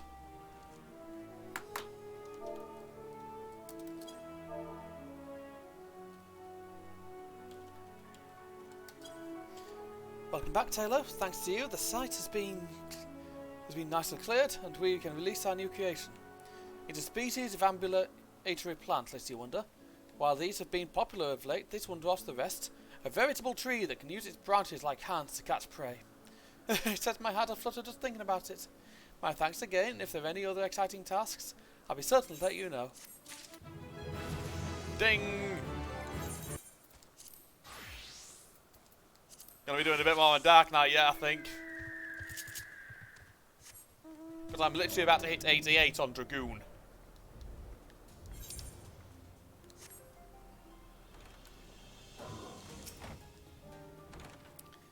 This is where we keep all the administrative records. Any of these documents will help to give you an idea of what we consider to be our defining purpose. Feel free to browse. I shall just be waiting you outside.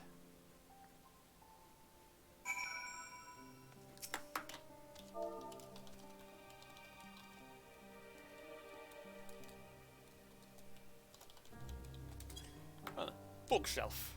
Let's have a look. These books appear to contain detailed observation logs. The name Sucklays is written on each of the spines.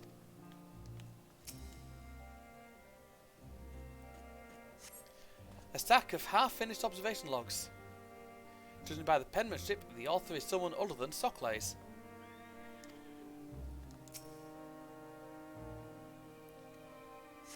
He picks the log and flips to a random page. Today there was an incident involving the hippocampus. The creature is extremely territorial, and 4 observers obtained light to severe injuries from water-based magics as a result of their perceived intrusion into its domain. A report has been sent out into the words of La Habrea, outlining the dangers inherent in the continued observation of their nominated subject, and the intent to shift our focus to the smaller, and considerably less dangerous, hipping.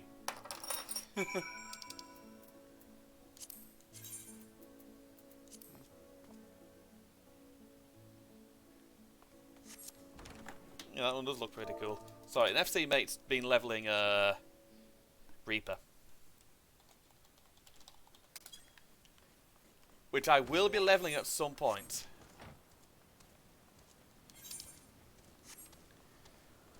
Because it reminds me of Dark Knight on Final Fantasy XI, which was the first job I ever maxed on that game. And one of my honest favourites.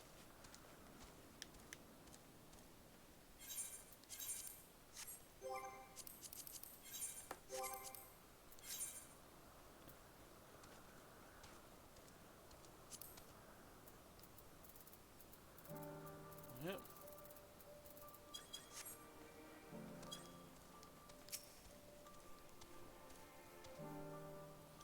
There we go.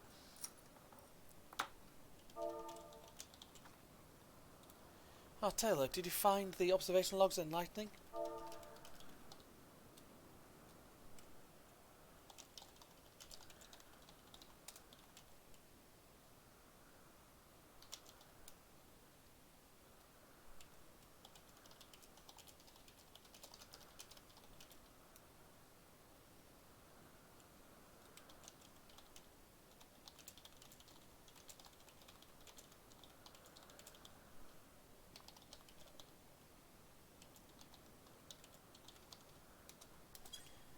Kinda.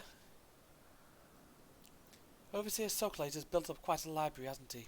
He's logged comprehensive observations on every living being in Anagnoresis. Not only objective physical descriptions, but also his personal thoughts and impressions. And that's why I'm here, to carry on the Overseer's valuable work. Huh? When it comes to the continued success of Anagnoresis, our purposes are very much aligned. I cannot help but worry, however, that I lack the same degree of perception and ability, that I'm unfit for the task I've chosen. Even being in the same room as those logs is enough to make me feel uncomfortable. My insistence is that you examining your was, I think, born from the tradition which surrounds my own. An uncertainty you need not feel. Overseer Socrates, as one of our newest arrivals, you've ever been quick to doubt yourself. Yet you were able to guide Taylor here on an engaging tour through the intricacies of our duties, which clearly demonstrates the depths of your understanding.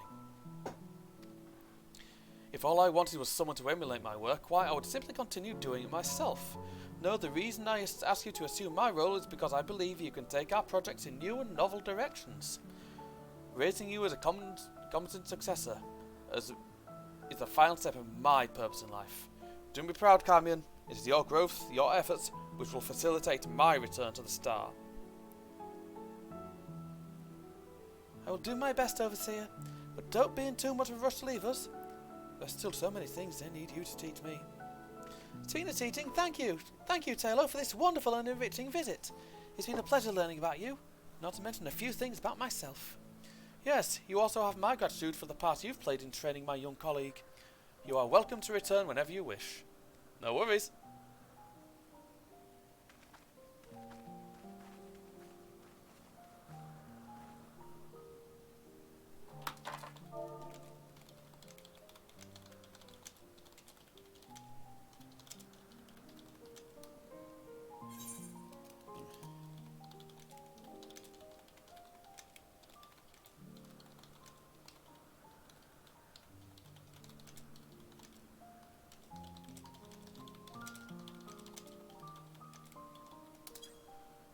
Right then, that's that lot sorted.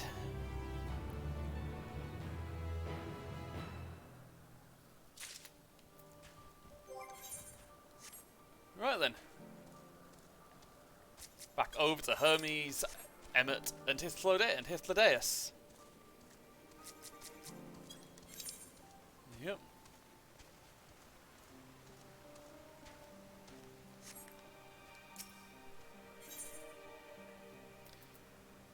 And footgear, which I do need.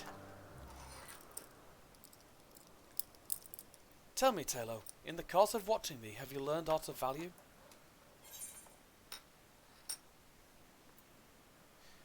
Dynamis. Dynamis seemed promising. Dynamis, you say? Curious that such an obscure phenomenon should be of interest to you.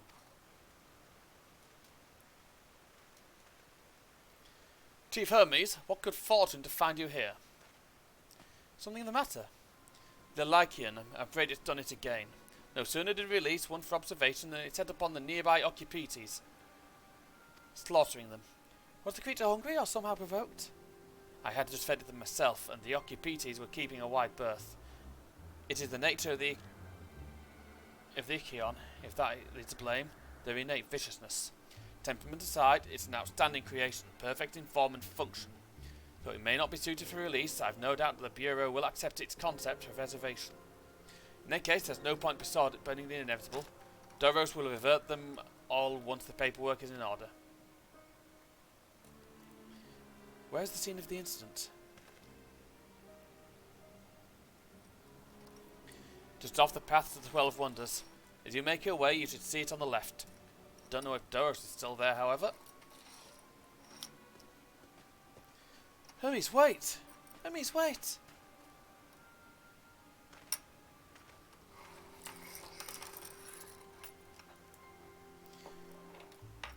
If this is part of its work, then I would observe. We follow.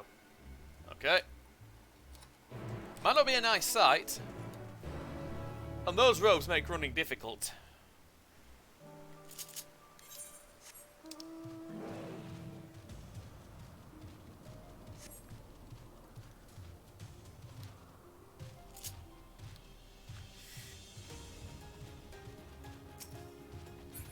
But yeah, basically some creatures here are just violent. By the look of things.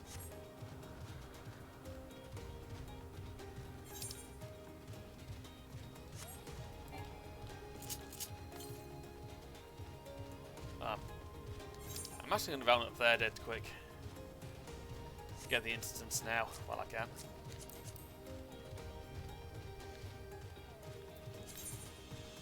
Oh great, 10 Sodo.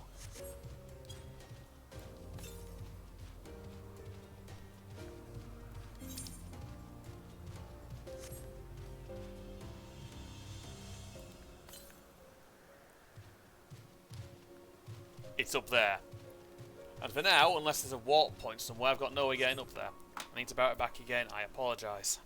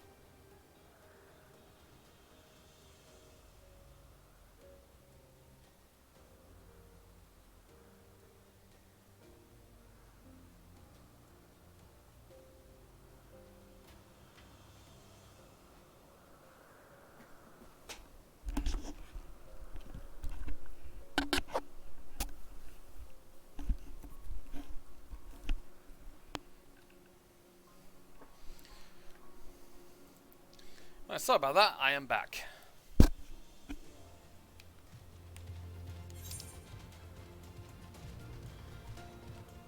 Yeah.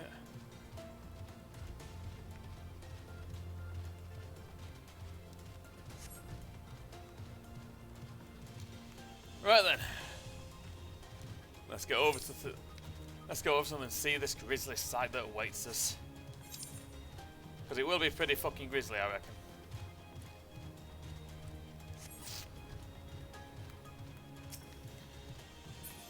Yeah, Yggdrains. Basically, related to something from Final Fantasy XI. I can't remember the exact name of the creature, I'll have to have a look.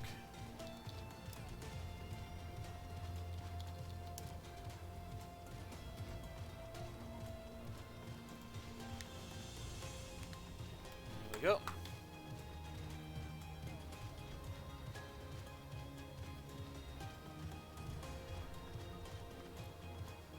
Just checking.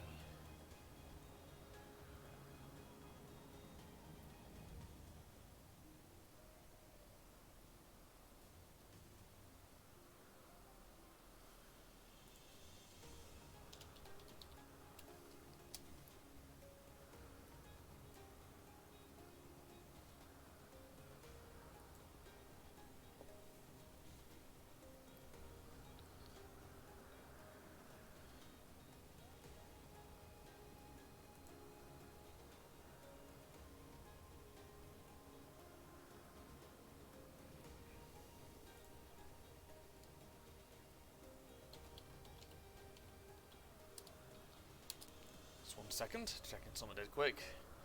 Seeing what they remind me of. Oh, that's it. They remind me of that. The creature they remind me of from Final Fantasy XI is Yumkax.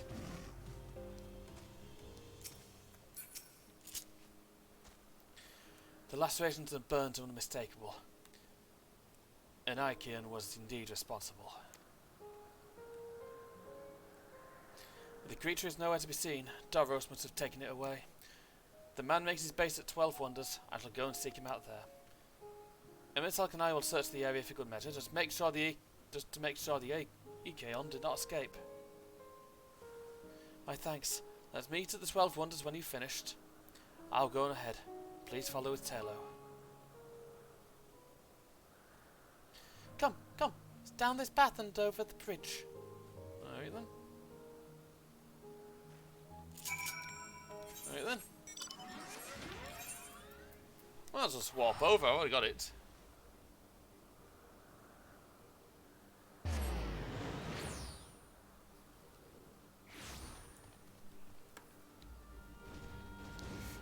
Yep.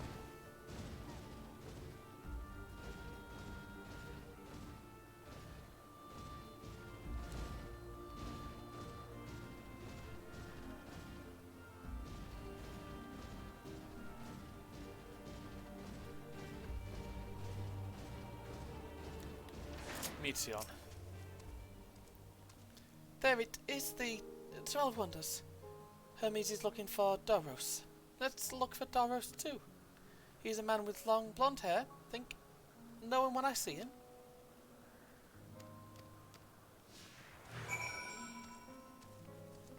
Here we go. Hold on.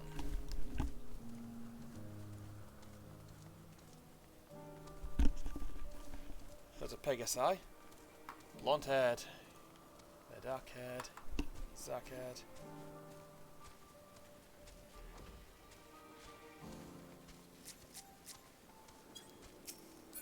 There we go.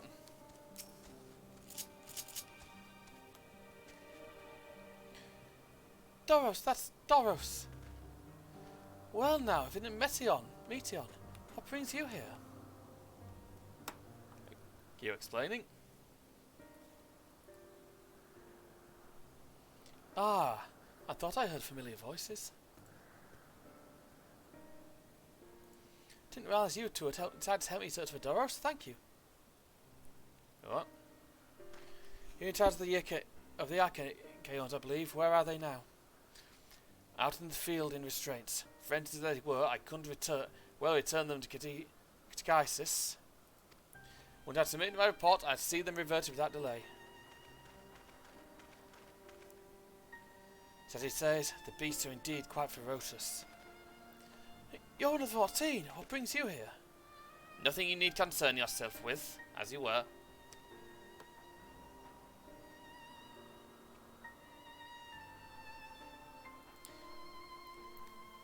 We've heard the news. There's an Ekion has slaughtered Occupites.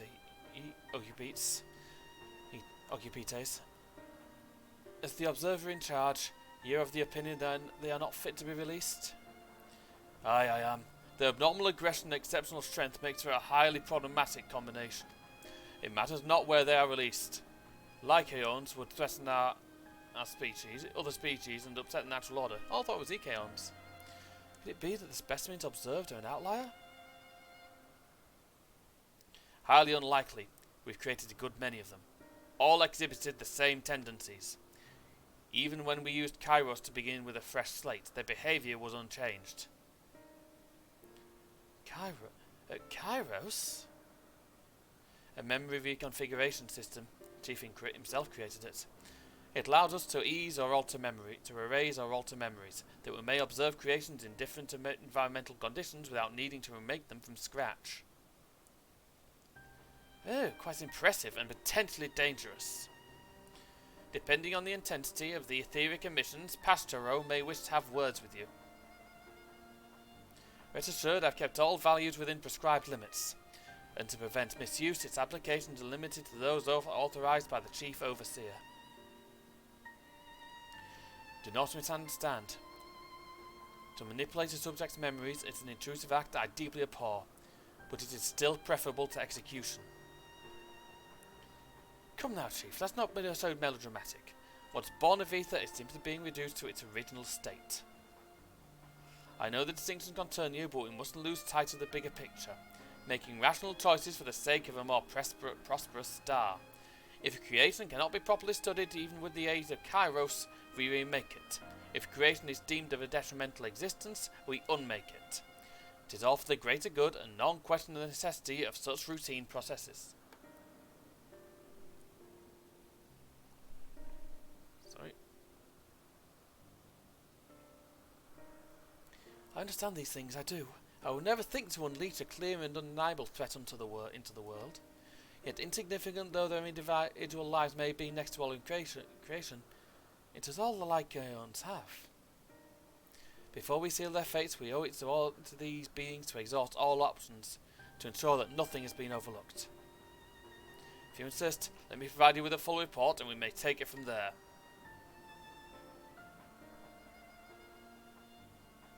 Would it be possible for us to attend the discussion, that Emmett Selk may better carry out his duties? By all means.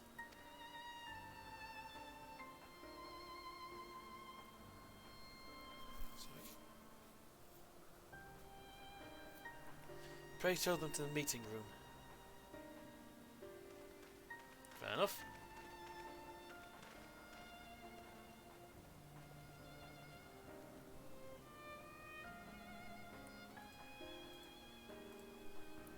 She seems a little disturbed by all this.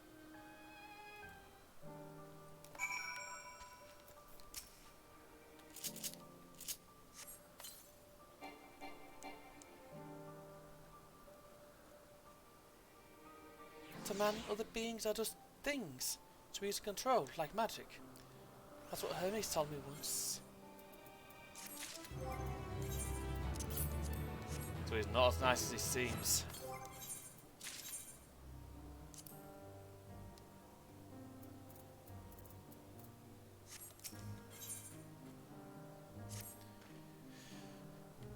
I fear this discussion may take a while, during which time... Meteon, are you feeling unwell? It's not me, Hermes, it's you. I won't go to the meeting. I'll stay with Taylor. Though I am to impose, may I leave Meteon in your care again? Yes, you may. Leave it to me. I'm in your debt. If you'll excuse me.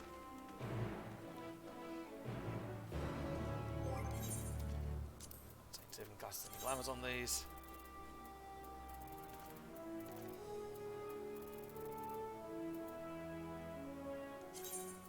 These for now, balance things. I don't like looking at them that much. Oh, that actually works quite well. Can you help me with something, Taylor? The meeting will make Hermes sad. I want to cheer him up with a flower. Hermes likes flowers the most of all creations in Elpis. Most creations are expected to be interesting, or beautiful, strong, better in some way. But flowers are different. They're designed to suit our emotions, what we feel and want to convey. Hermes likes that. Can't make flowers, so I'll search for one. And I want you to search with me. Let's start here with the 12 Wonders. There we go.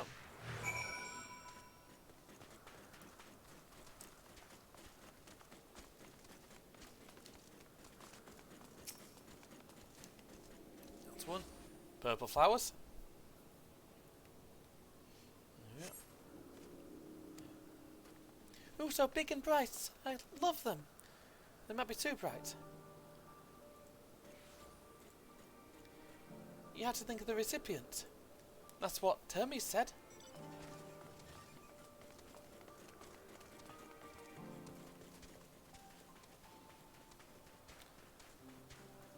Meteon seems okay to me. But something seems off with this entire place. A tall, slender tree rises above you. You crane's neck full of flowers. No flowers. If there are apples, we could have covered them in syrup. Let's head outside next. Don't worry, we won't wander far. That's fine.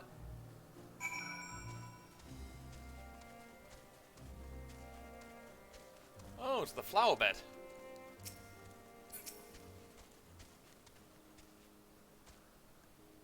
Oh dear. Sorry folks, I'm a bit drained. A beautiful array of flowers grow in the bed, their mix of colours forming a pattern. These were better for Hermes, but they're hedged in. That means we shouldn't touch them. They're either under observation or poisonous. Any other place will be fine though. Let's keep looking. Okay. Oh.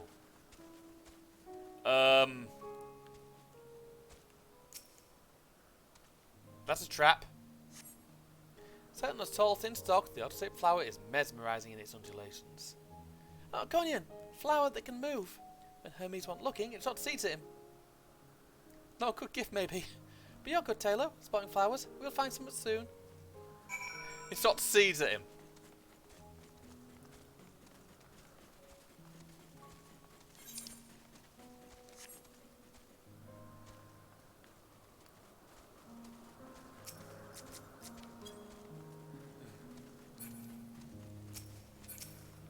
Near out at the junction.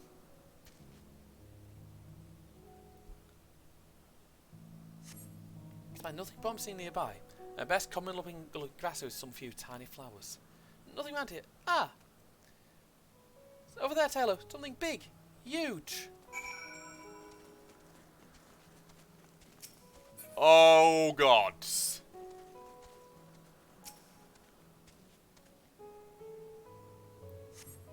A terrible stench reminiscent of sodden old boots pervades the air. Without a doubt, the culprit is the marble-like creature before you. It's an Adonis. The things around its mouth look like petals, but the flowers are the orbs on its head.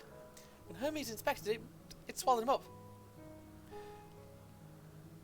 He didn't leave his room for days.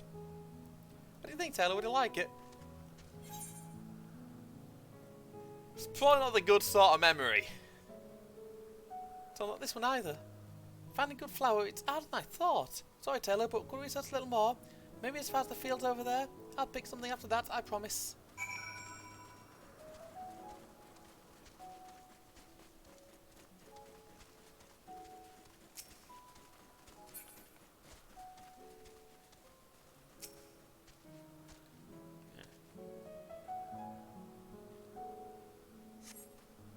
Lush green fields stretch out before you, ending where the sky begins. Oh, there's nothing. I'm trying to think of there. What could it be?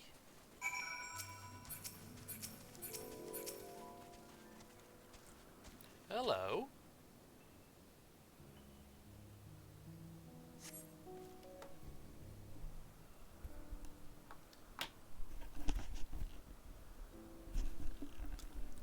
Oh, Elpis flowers. They're here too.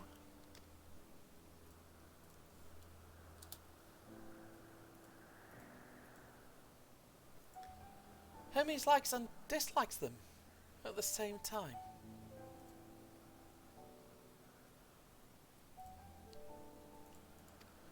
Like me, they're Entelickies. Like me, they feel his pain turn dark. Oh, that's only for Hermes, though. For others, they're always white and bright.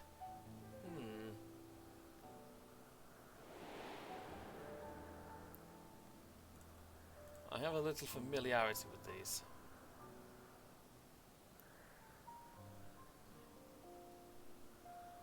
Julie, the flower was dark in your home? Then do you have it too? Dark emotion?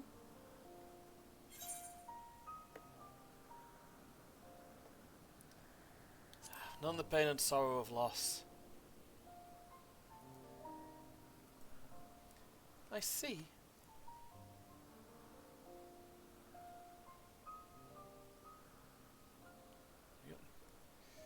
At the moment.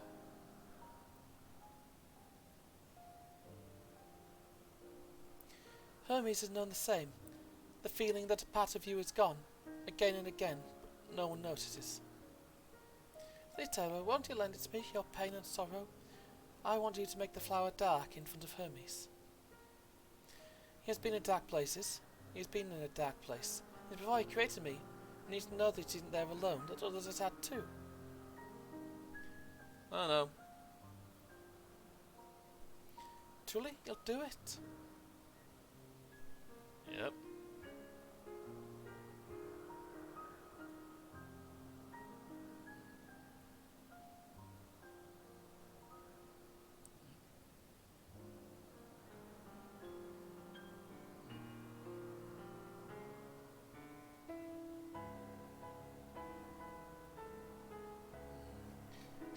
I do like this music.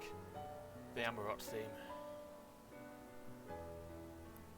Thank you, Taylor. Thank you. It means more to me than I can say. Can't wait to see how Hermes reacts. Let's go back and fetch him.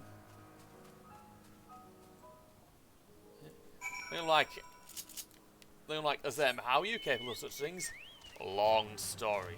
It's like to speak to Etion. He's not a familiar. Something here isn't right. His ether's too damn thin for one of us. It's like, oh dear, he's very powerful. In any case, more side quests. That better not be a fucking another quest line. I won't be happy if it is. Anyways, to Grillos. Crows take that little sod. Where'd it gone? Oh, I was unaware we had a visitor. Pardon my language, I should hate to give a poor impression of Elpis with my unprofessional behaviour. Alas, I'm quite at my wit's end with this new cultivar. You're fortunate not to have overheard worse. Its restorative properties are superlative, that much is true. Yet what possessed its creator to give it such nimble little legs? Legs I shall never understand. I really must impress upon those fools at the word of Halmarut that not everything need be ambulatory. I've tried leashing it, fencing it in, staring at it with all my might. Each to no avail. Its resourcefulness is far beyond what one could, and I dare say should, wish of a vegetable. Given that it shows such signs of sentience, however, perhaps it is possible to make for another intelligent creation commune with it. You willing to make the attempt? When it embarked upon its most recent bid for freedom, I sent my assistant after it. His own legs have grown quite powerful at this point, so with any luck, you'll find them not too far to the west. Brilliant.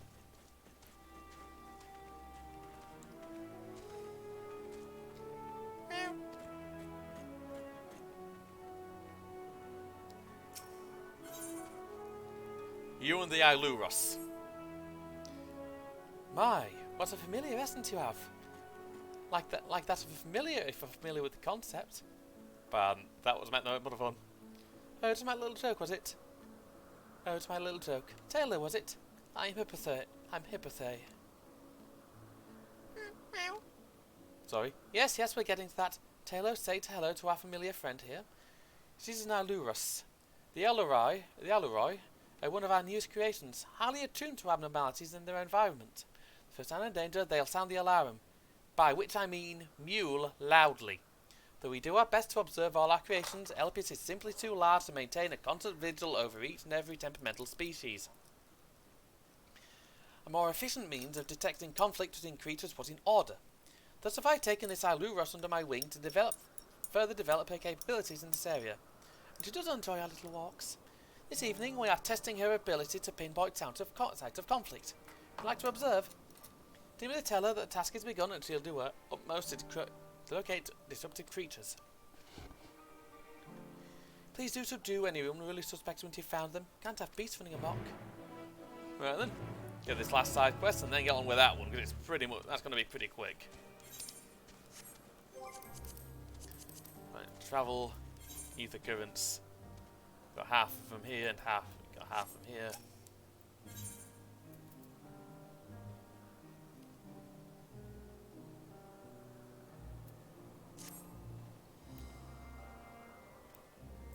Everyone certainly seems content to allow their familiars to wander about unattended of late. I must say it's become something of a distraction. I've been attempting to prune this bush for ages. Who is responsible for you? As M, you say? In that case, I'd suppose some degree of independence is to be expected. I take you the resilient sort as well. You name it, I've punched like you name it, I've been punched by it.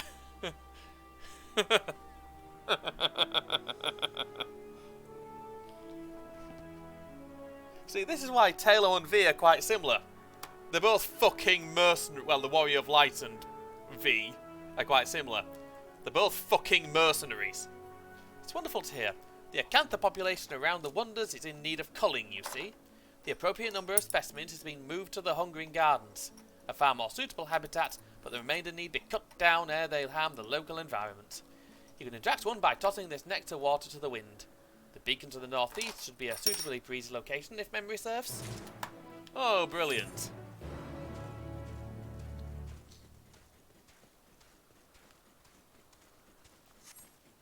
Fine. A word with Iluros. Not doing the noises. Yeah.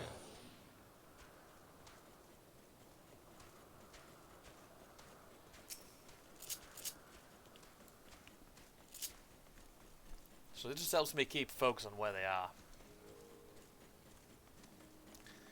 This place is very pretty, and that is a big fucking griffin. Or grips in this case.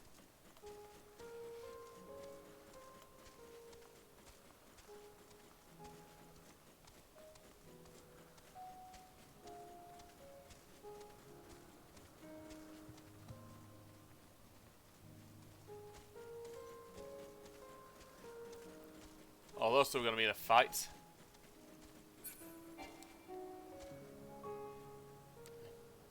The Allurus alerts you to two nearby creatures that are facing one another down and looks at you expectantly.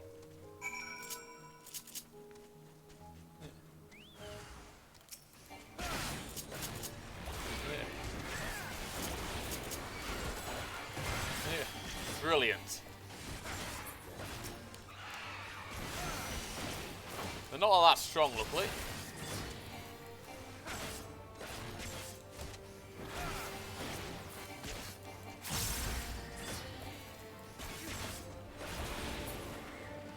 Yeah.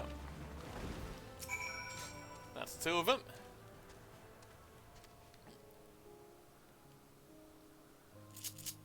Yeah. That didn't take all that long. Speak with Grillis' assistant. Oh, brilliant.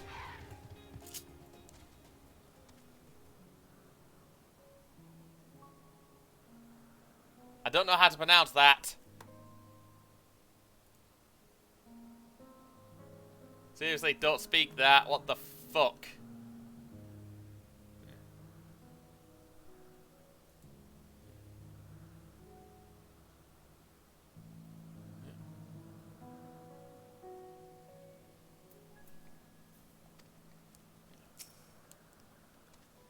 Gorilla sent you to commune with the Mandragora. Better luck. Yeah. The Mandragora emits a screech not unlike the sound of a Magitech airship's hull rending in twain, but it's unclear what this is meant to convey. Did that help? No.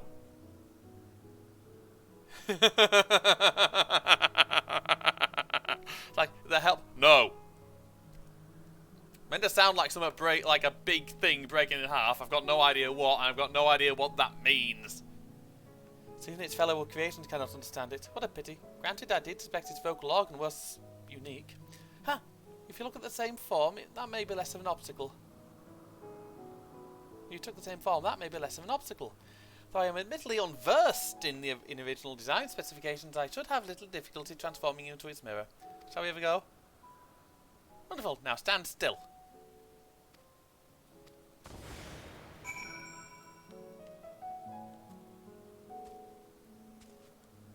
Brilliant! Been transformed into a mandragora.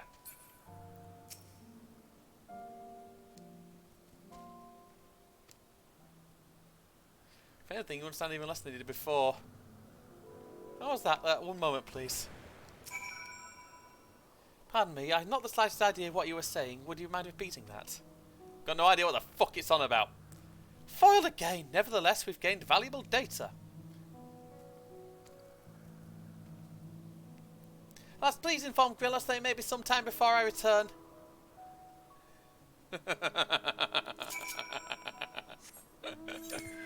Oh, jeez.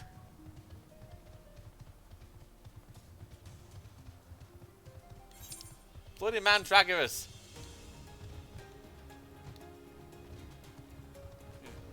I mean, they're not for screeching. If it's like a magic airship being ripped in half, that's not a good sign. Not a noise I'd want to hear.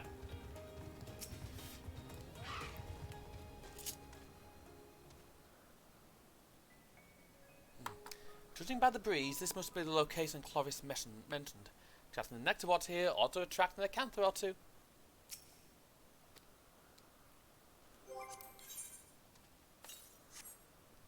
Sweet scent fills the air. There we go. Right then, creature slaying time.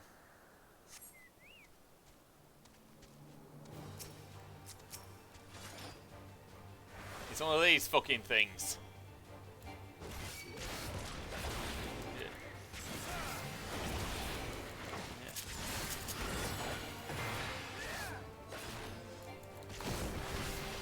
Let's do kill it the normal way.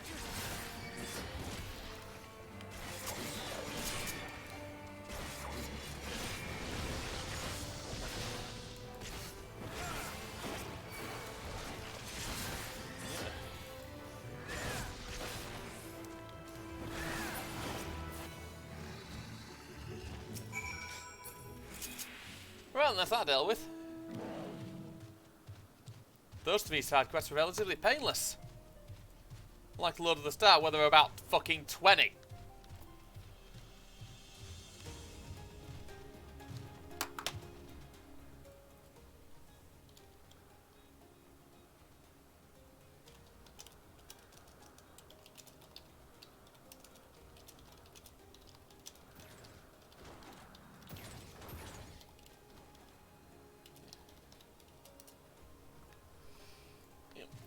Right then, let's get these quests checked off.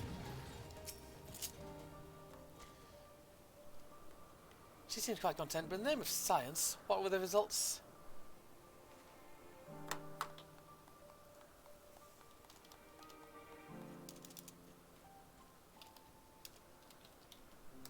As expected.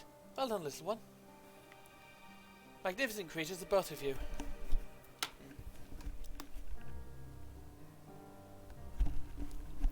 I'm afraid we cannot give you a pair of tiny wings and a bell too, but it's against protocol, I'm afraid. The Ailu are enchanted with theirs at birth, so they are able to acclimate properly. Certain you have your own unique potential to rise to, however. In fact, why not join us for another phase of testing? Oh, brilliant! It's a quest chain!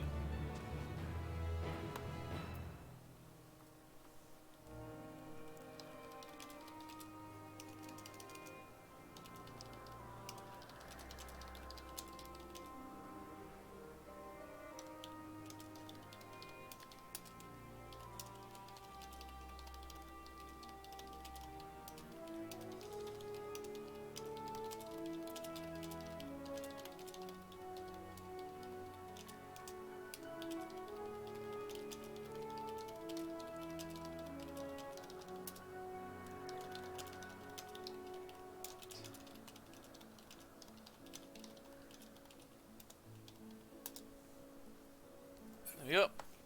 Back to Hippothe. We'll take that. I'm so pleased you're willing to join us in further research.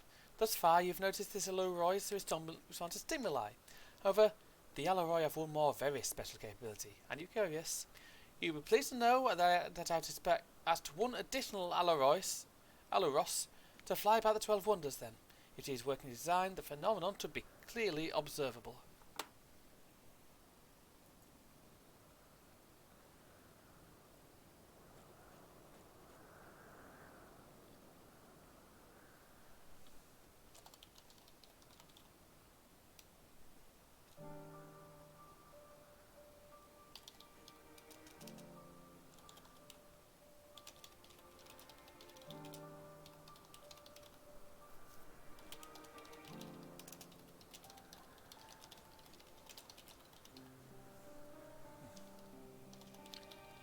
Hang on a sec, just typing something. Right then. I expect that you'll be able to collect evidence of it from my fellow researchers, say Oleros, Deucalion and Cloris. Do present your conclusion to me when you've finished. Of course. Right, firstly, fix gear. Don't need fixing. Good. Tiny bit of money saved. Right then. Ah, the scent of nectar water and fresh cut vines. You did as I asked. It is much appreciated. The acanthi grow and propagate too quickly. Too quickly, as I've learned. Their short life cycle makes them an excellent source of fertilizer in woodland areas. I'd hoped this factor would be enough to keep their population in check, but it appears that without natural predators, they proliferate so fast as to smother local fauna. Moving them to the gardens will do for the moment, but I must find the means to make them less invasive as a species, lest they be deemed unsuited to this world. Couldn't bear to see that happen to any of my darlings. Only did I neglect to mention that I am the creator of the Acantha concept. A great many of those who research the creations in Elpis submit their own concepts from time to time, you know. It would be wasteful not to put the knowledge we gained from our observations to use.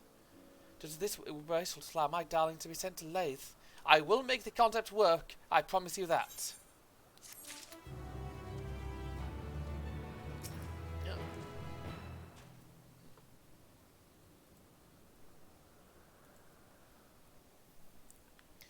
I'd advise to keep your head down. I saw some manner of creature darting about in the air just now. If it carries on like that, it's only a matter of time before it collides with someone's skull. It happened me so badly, I accidentally created a winged fish, of all things, which self-escaped to the skies ere I knew it. Though now that I have a moment to reflect on its speedy departure, perhaps the ability to fly is not so wasted upon aquatic creatures as I believed. Surely such a boon would give them a heretofore unknown capacity to evade predation. The recent fashion for flying concepts may have something to it after all. I really must pay a visit to the Bureau of the Architect next time I'm in Amarot. I doubt anyone has registered a winged fish yet. Yeah, about that, there's some fucking here. Some on the island next to you, you dingbat.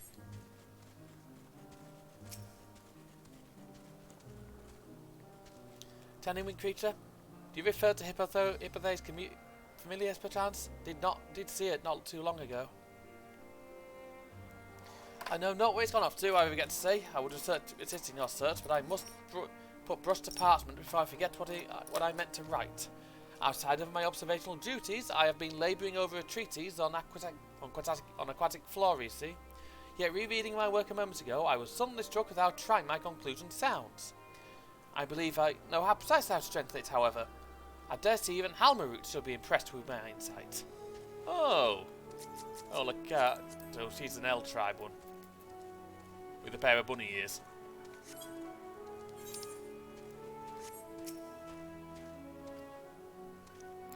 Did you locate the Mandragora? Yeah, no idea what the fuck it was on about.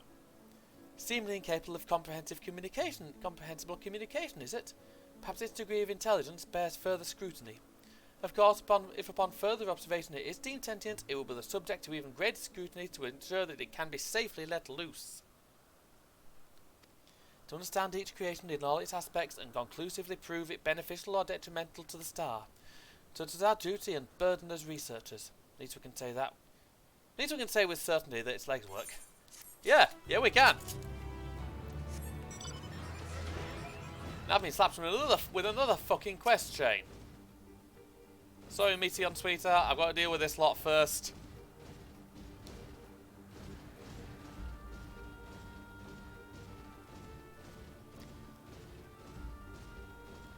I almost called me darling then. Honestly, that sounds like something I'd call my daughter. Or my niece.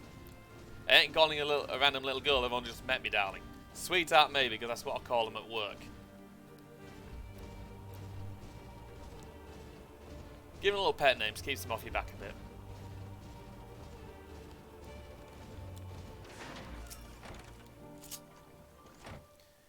Isn't this the most darling familiar you've ever seen? Behold its soft and fluffy fur, its pudgy belly, its tiny little bell, its eyes that gaze imploringly into the very depths of your soul. Makes you want to dismantle it and gobble its adorable leaves right up, doesn't it? I dare not, of course. Whoever it belongs to would be quite cross indeed. Yet even to gaze upon it stokes within me a creative passion the likes of which I've never known. I'll ask my muse. Perhaps I need to create my own familiar, so it was a passing cuteness after all. Oh, brilliant! Fucking brilliant.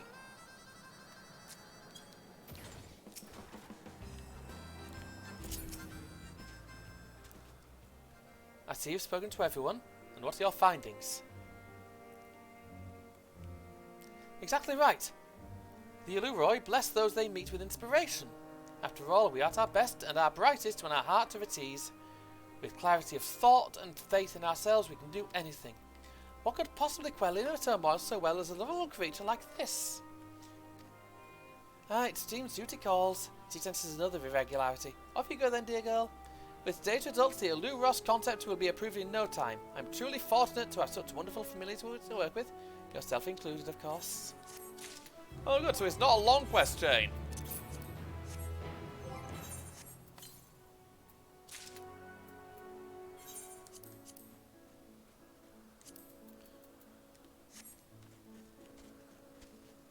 There we go.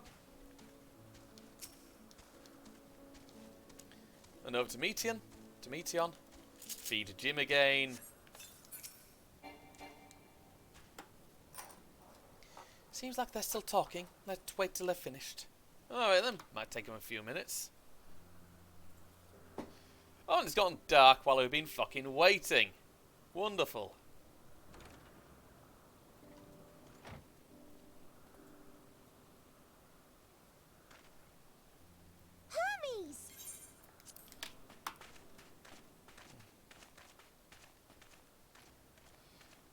Yeah. You were waiting for me. Yeah, we were. You've finished talking? Yes. We've come to a decision. Yeah.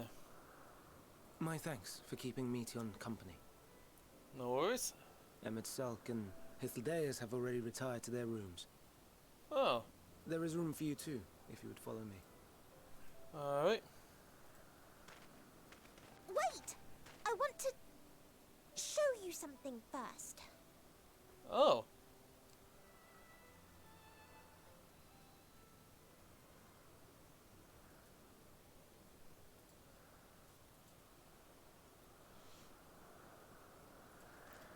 Hope it works. Elpis flowers? Yeah. Go on.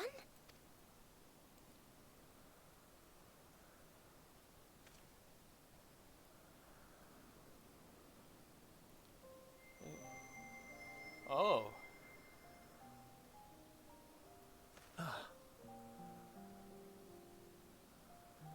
You're not the only one, Hermes.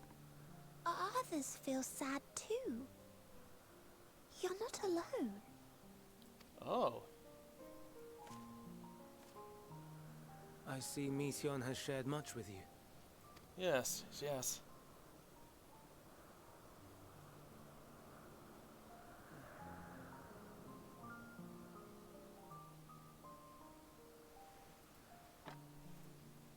Oh.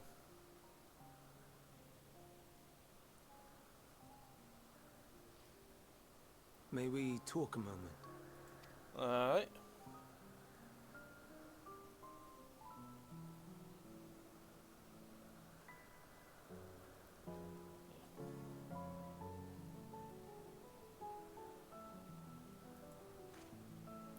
I don't know what the hell that was.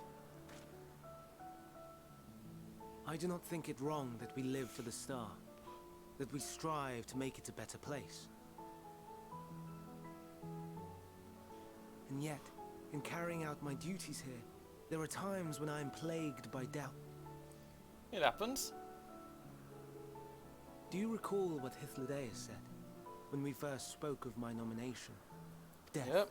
is the privilege of those who have fulfilled their purpose, a choice they embrace of their own free will. And when they depart, it is always beautiful. That explains a lot with Shadowbringers. Perhaps it is. But only for man. Creations that he deems useless are discarded with nary a second thought. Some scarcely born into the world, afforded a handful of breaths before life and potential are abruptly extinguished. We make an effort to spare them the pain. They sense what awaits. Rage and anguish and cower and fear. And it is not beautiful. Yet no one cares. No one. So fixated are we upon the duty that we do not pause to question the method. Pain and suffering, confusion and despair, writ plain in the eyes of those poor creatures. Yet no one sees. We turn a blind eye and carry on in blissful ignorance. Not amiss. And always, always the blossoms shine pure and white. A contradiction so blatant I could scream, want to scream. How can you all accept this aberration? I don't. Then I wonder, am I the aberration for thinking thus? And I am filled with dread. But now I know I'm not alone. Not the only one for whom the flowers weep. I won't ask what you thought as you kneeled beside the Alpes, or if you only did it at Meteon's insistence. Thank you. Nevertheless, I thank you. To know that you too have experienced suffering is a comfort. Suppose so.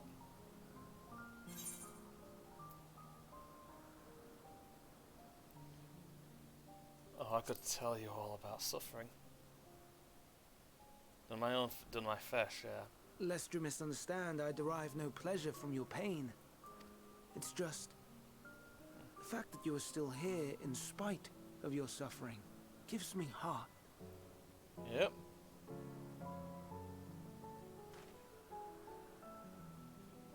The stars in the heavens. Know you what they are?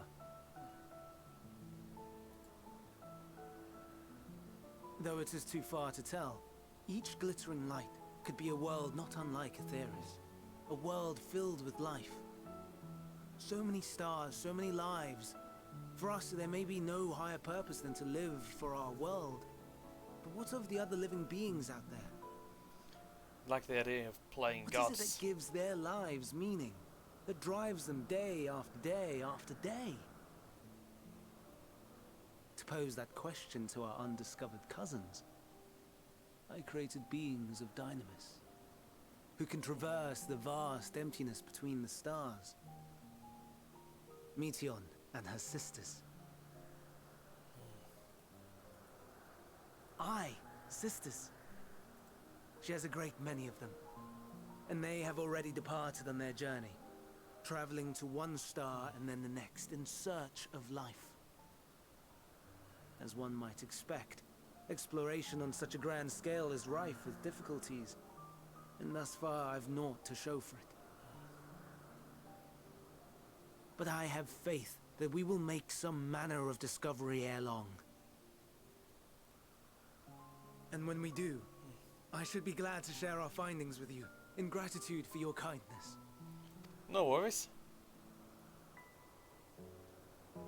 It's getting rather late. We had best find our beds. It would not do for both of us to be sleep deprived on the morrow. Probably not, no. Come, Mityon. Let us head back. All right. Yep. To feel something.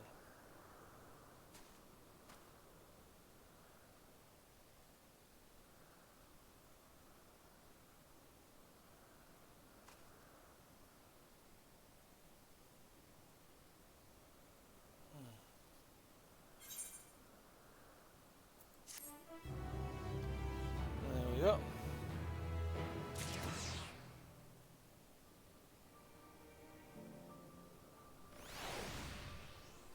Oh, brilliant. More side quests. Right. Deal with those first. They won't take long. It's not like they give me it's not like they gave me fucking loads of them like they did over there.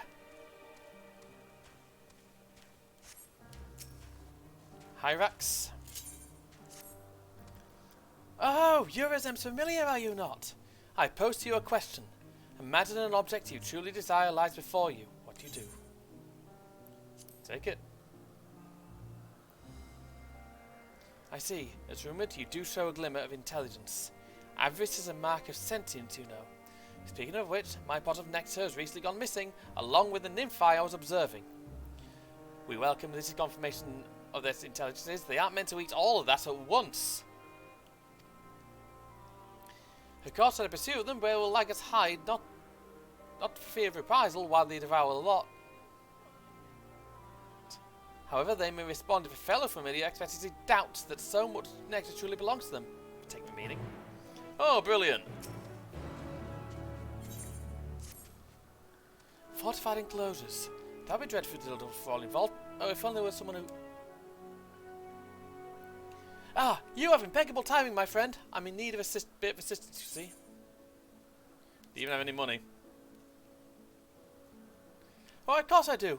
And not all creative minds well compensated for their work. No. Now listen. We have been asked to design a new island for the purposes of containing and monitoring poisonous specimens. Alas, we know little of such concepts. Last I attempted a bit of research, I woke up 3 days later with far too much information about gripes.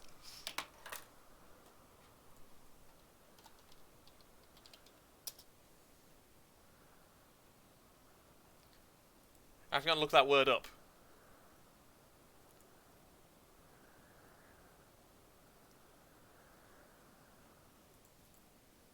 Well, later. You, however, have the look of a familiar that could not possibly care less about this subject. Thus do I require your services. You need only ask the researchers at Anagnoresis for a brief introduction to poisonous creatures, and steadfastly ignore any niggling curiosity in favour of reporting back here. It's like, if you do, like, ask them, don't do anything fucking stupid. Pretty much. Deal with that in a moment. Alkmeen. Oh, aren't you just adorable? Yes. Not that you're doing that. Can I help you? My apologies, dear. Your whimsical and diminutive chatter misled me. Fortunately, I have a task perfectly suited to a not-so-grown-up familiar such as yourself. I would like you to inspect the flower beds north of here. I suspect they will have accumulated some ethereal masses. Should you find any, please bring them to me. Do look carefully now. If I needed someone to wander off with the task half finished, I would have asked one of the other researchers. Harsh. Just, can I help you? Just can I help you? Can I help you? Where do you come from? Get back, quickly. How odd. Generally speaking, this crypt would sooner gore you rather than look at you. Did your creator imbue you with a special talent for soothing savage beasts, perchance? Don't know. Maybe. Curious indeed. I dare say this calls for further experimentation. Don't suppose to be willing to attempt a flight on its back? I hope that the grips will find use as a mount, you see, but its aggression towards unfamiliar faces has included any real trials so far. Please consider it.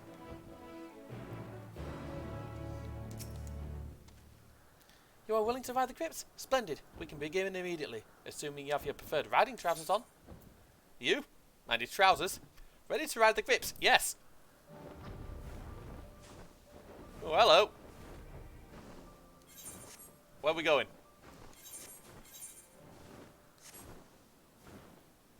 He's on a zoo, I'm on a griffin.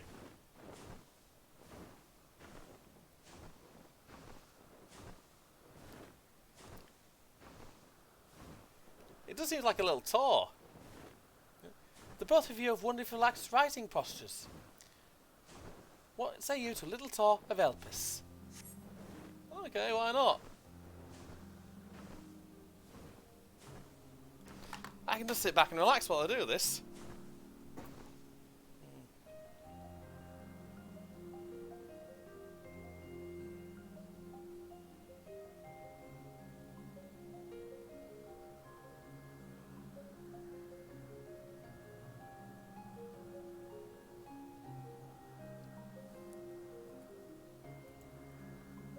Yep.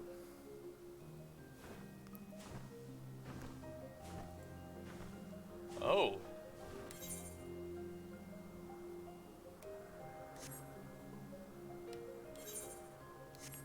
I have no idea what this place is.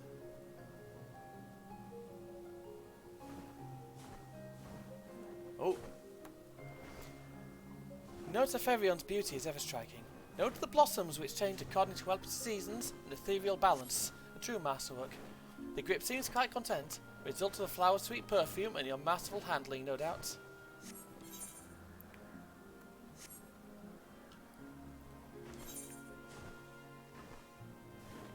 Yep. That's like an ethereal lighthouse.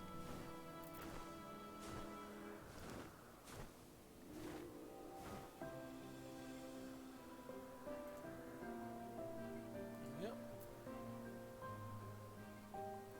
Yep.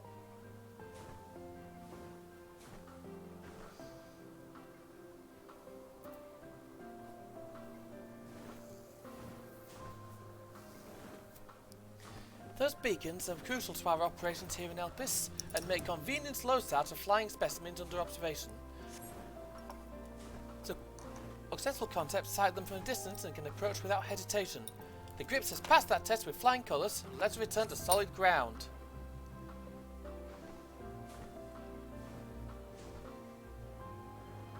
Oh, yeah, that worked.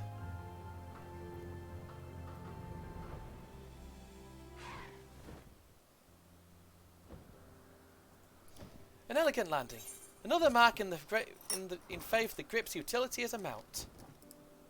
I believe I have the data I need. Thank you for your cooperation. No worries. I'm sure you are curious as to what today's trial means for our friend here. If you like, we can speak further back up the wonders. Okay. That one's actually quite a relaxing little quest. It's like, and the thing's just like, bye.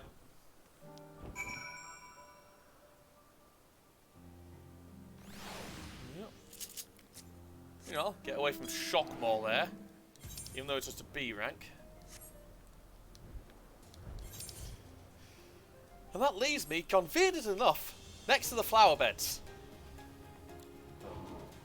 One ethereal mess.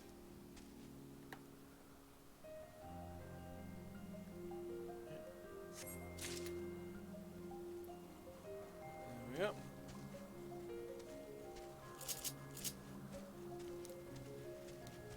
That one appears to have one, so I'll just have a look. Yep. Usually a good move. So you examine the flower bed closely. There are no ethereal masses to be found.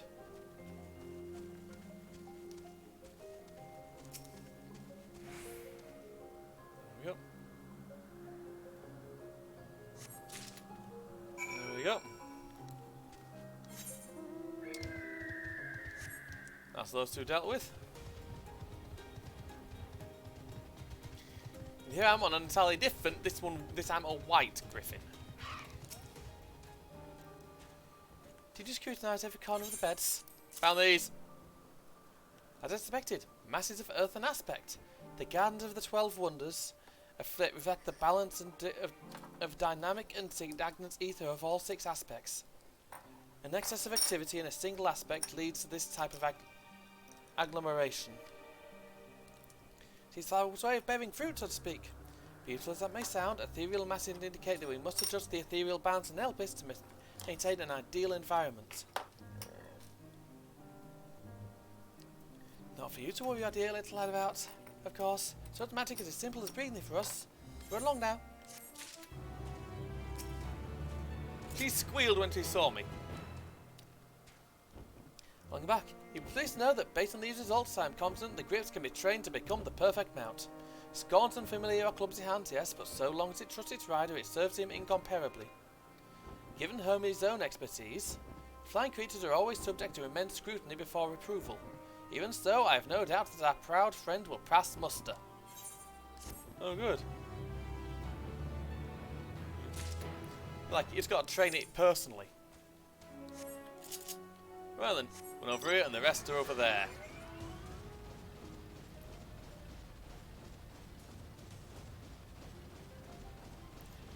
He's like, stop, you're gonna get gone. Wait, what? How is it not murdering you?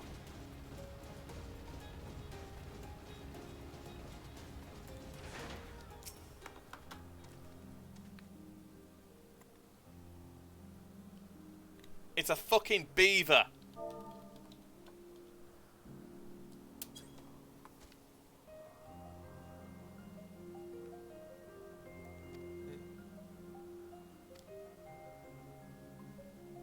The nymph waddles away, looking rather pleased with itself.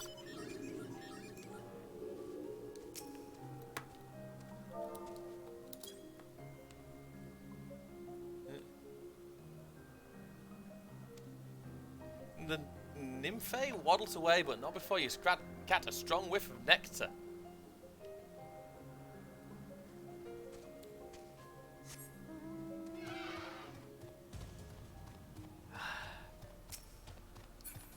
They need to be careful with the creation magic. Those things are dangerous.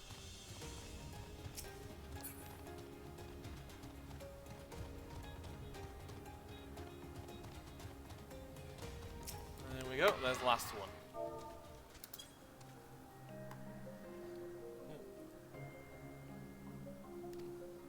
The nymph squeals in a presumably disgruntled fashion and waddles away.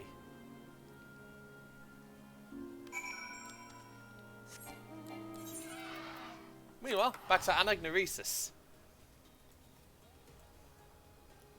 There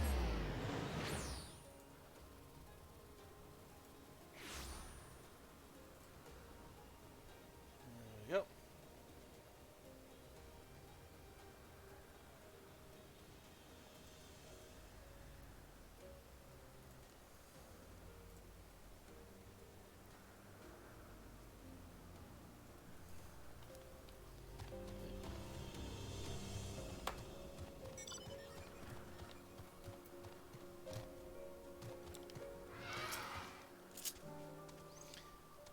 The quintessential example of a poisonous specimen is the Marble Marquis, of course.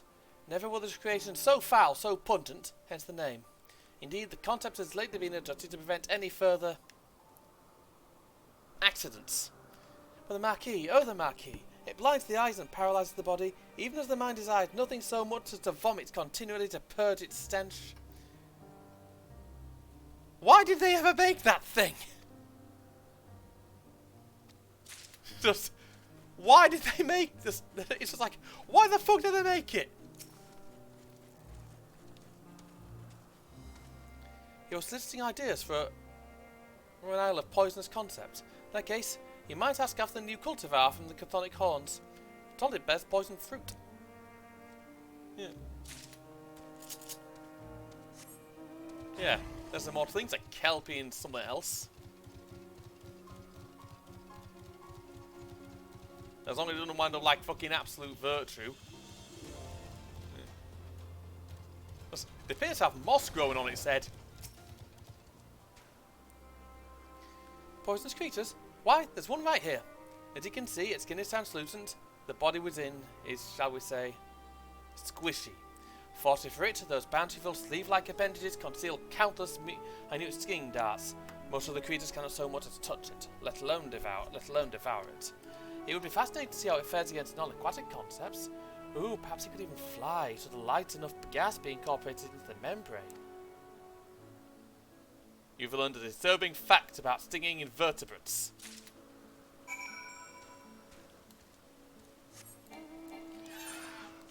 Right, because I'm not an idiot, I'm going to fly back here. Because personally, some of these things I don't want to deal with.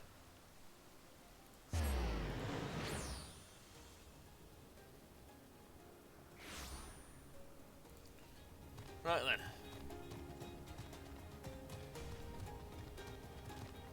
Yep.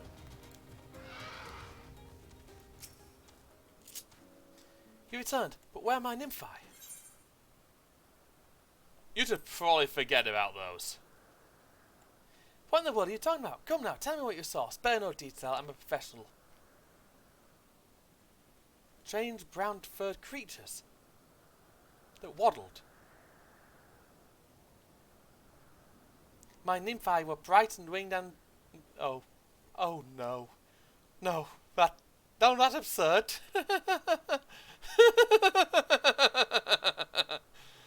Tell no one of this. Some things are better off lost.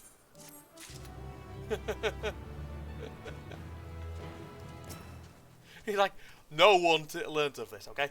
There you are. I'd begun to worry you'd become mired in the minutiae. Yeah, learnt this lot. 3 notes, enough to see our options, yet not so many to lead us into the weeds. Well done. My, this marquee is fascinating, isn't it? How might one contain such a specimen that it not befoul its environs beyond repair? And simply must no. Excuse us, we're about to see a matter marble. That can't end well. That's not going to end well. It's a fucking Marlboro. A marble. They're dangerous. They're horrible. One of the things breathes on you. You're going to projectile vomit from here to the fucking Mars.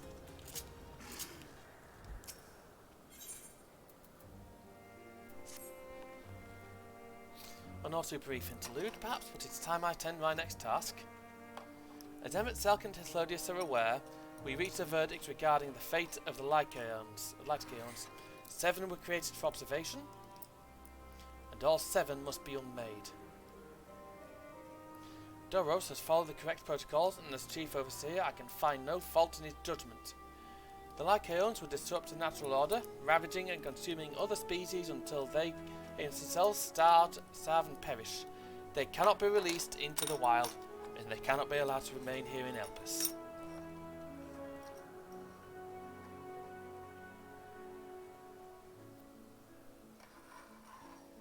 I intend to petition the Bureau of the Architect to have the concept preserved as a restricted purpose hazardous life form. Hythlodaeus has pledged to support me in this endeavour. Yet whatever the Bureau decides, the existing Lycaons have served their purpose. Doros has already isolated the creatures and is preparing to carry out the necessary measures. I will join him forthwith. It is my duty to witness the conclusion to this study. If you are resolved, then we have but to accompany you. Of course, let's be off. Then we return to the main aisle. Alright then. Wrong bloody button.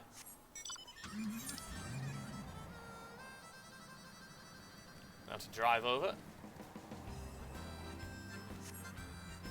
There we go. At least the roads are relatively straight, and I just drove through them, unfortunately.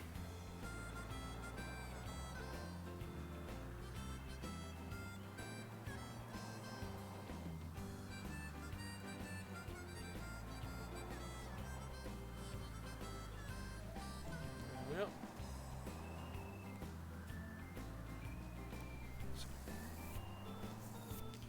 Oh! That's not good.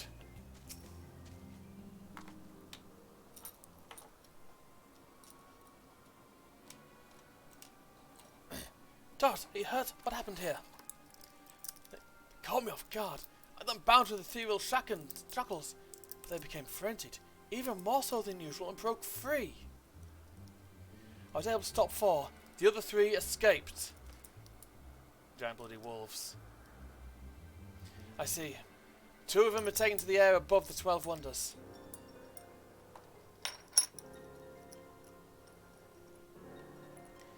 The last is up ahead, lurking in the fields. You and Taylor handled that one. The pair in the sky you can leave to me. Okay? If the town must bend, then so be it. I will render assistance to Emma Selk, unneeded though it is.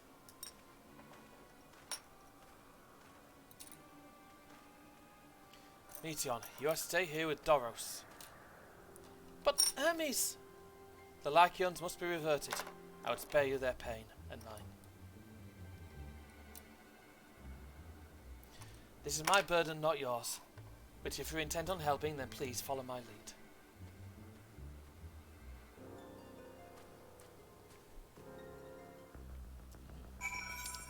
Oh, brilliant. It's not too far, at least. I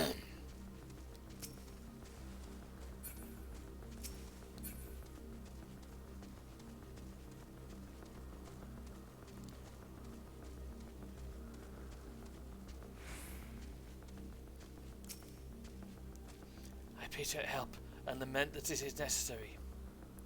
There it is, our quarry.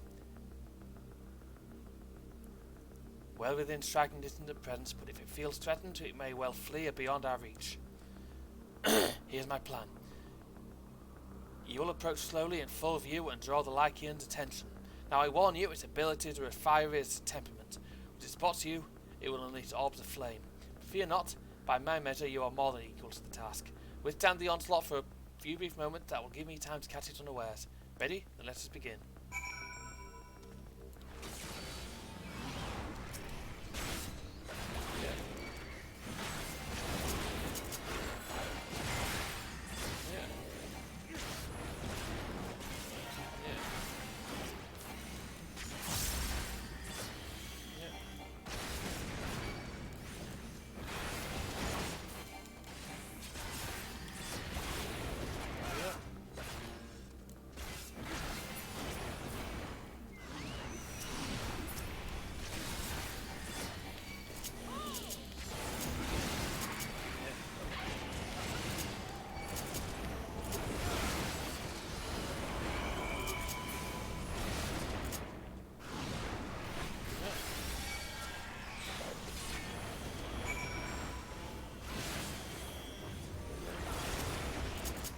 That's new.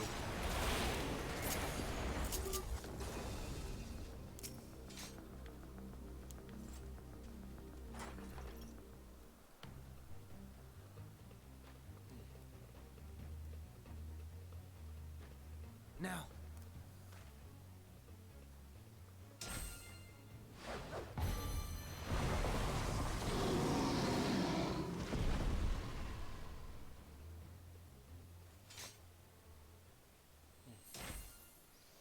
I don't think it's dead. Oh. Forgive me. Please, forgive me. May you and your kin find peace. One day, maybe.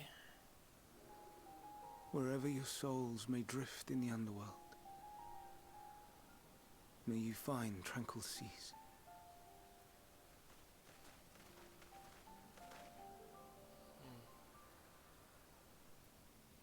Be not forgotten, in concept endure, to reclaim form and one day live again. Serve not the star, or any purpose save your own. Live again, if that be your desire.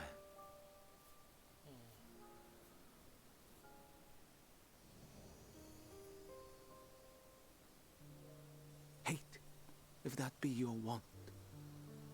We are worthy. But leave your suffering behind. Lay down your burdens, be born anew. Fly high, Fly free.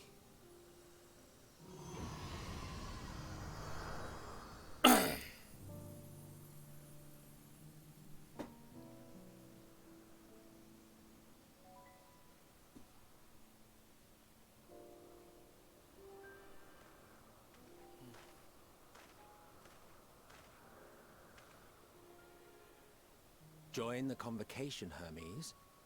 Yep. You do not belong here. Leave to replace another. To be replaced. It changes nothing. Tell me, do you think it right that we sacrifice all these lives for the sake of the star? And when the star has reached perfection, what then? If all who are satisfied choose to die, shall we all die in satisfaction?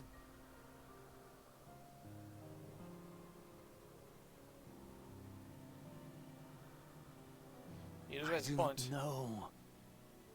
Were I to take up the seat of Van Daniel, it would be tantamount to approving my predecessor's death. I do not know if it is right. And to be torn by such thoughts. I do not know if I am fit to represent mankind. Hermes! Please don't be angry. It hurts so.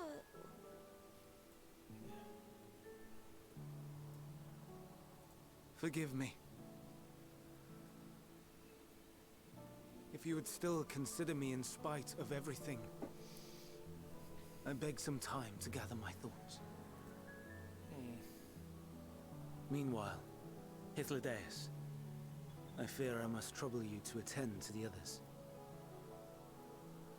'Tis no trouble at all. Take as long as you require.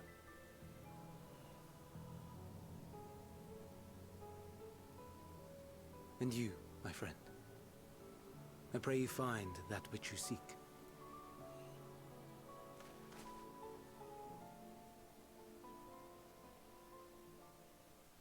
I expect we have some few matters to discuss. Shall we return to the 12 Wonders for a time? Alright. Aye.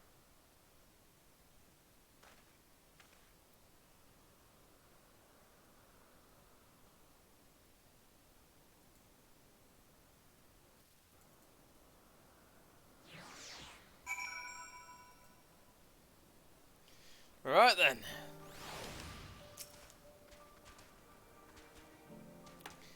The other Lycaons have been taken care of. The incident is resolved, and life in the pit in Elpis continues as normal, or ends as the case may be. Rationally speaking, I understand Hermes' argument. No matter how well deserved the rest, there is a pang of sadness when a colleague leaves us. Yet never had a departure caused me such grief as Hermes appears to feel. What must it be like to experience such torment? I could tell you. Feed Jim.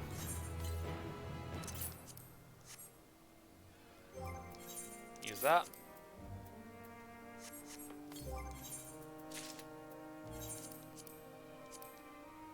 There you go.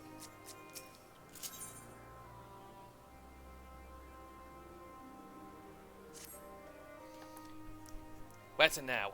If there is anywhere you would like to visit before we leave, I should be glad to show you the way. Hermes has not yet outright refused his position with the convocation, merely postponed the decision. As such, I may well resume my assessment. If we cannot accompany him, then I will content myself with questioning his colleagues. Ever the pragmatist, allow me to remain your humble guide. What of you, Taylor? Will you continue along with us? Yep.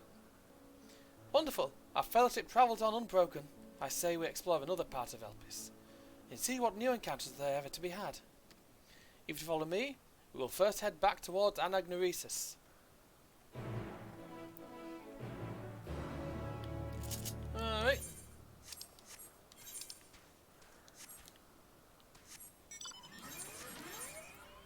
She's the bloody Aetherite.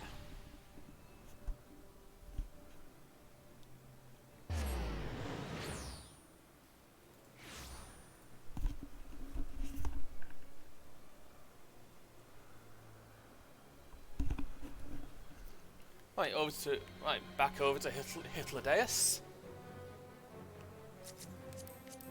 There we go.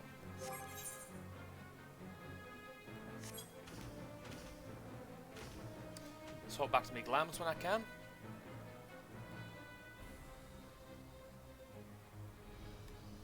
Right. Sorry.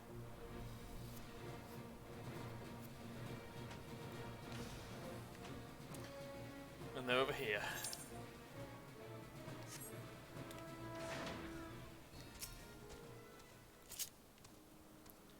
From here, we follow the path northwards to Notaneus. There we will find one of the teleporters which facilitate travel between the islands of Elpis. First-time travellers must be accompanied by someone with the requisite permission, which I have previously been granted. We only need to use the device together once, and henceforth you will have leave to use it freely. Shall we? Of course. Oh, someone must have just killed it. A few minutes. Someone must have just killed that thing. Yep.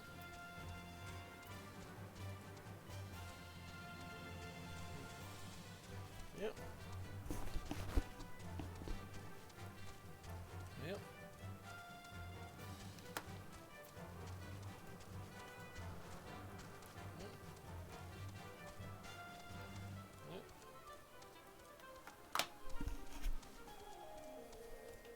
There we go.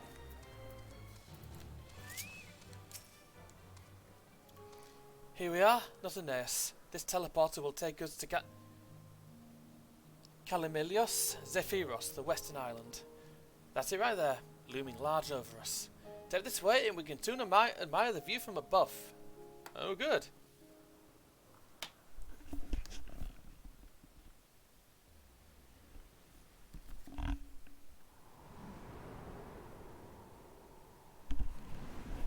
Yep. There we go.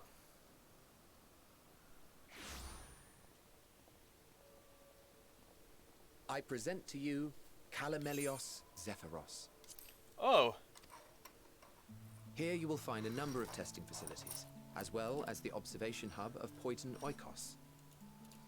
There we go. Fair enough. Right then. Let's begin by...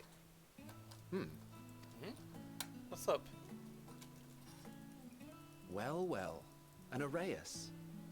How delightful.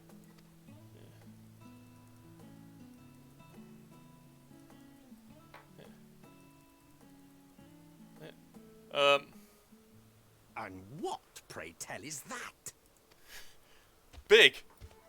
Dum. Ah, that's a new species of shark. We approved the concept but a few days ago. Yeah. Sharks are among the most popular sea creatures. Rare is the day when someone does not submit a new concept. Yeah. At first, they were largely orthodox, consideration given to such things as size and environmental impact. And then a whimsical someone thought to bestow it with flight, another superior intelligence. And then the floodgates burst. Concepts with multiple heads, or arms and legs, and so on and so forth. It was getting absurd. A part of me wanted to tell them to go away and find something else to create, but in the end I couldn't deny their passion. And here we are.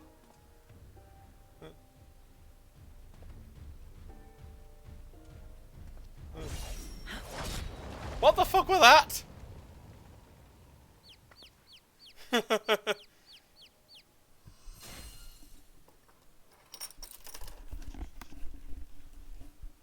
Oh dear. Too close.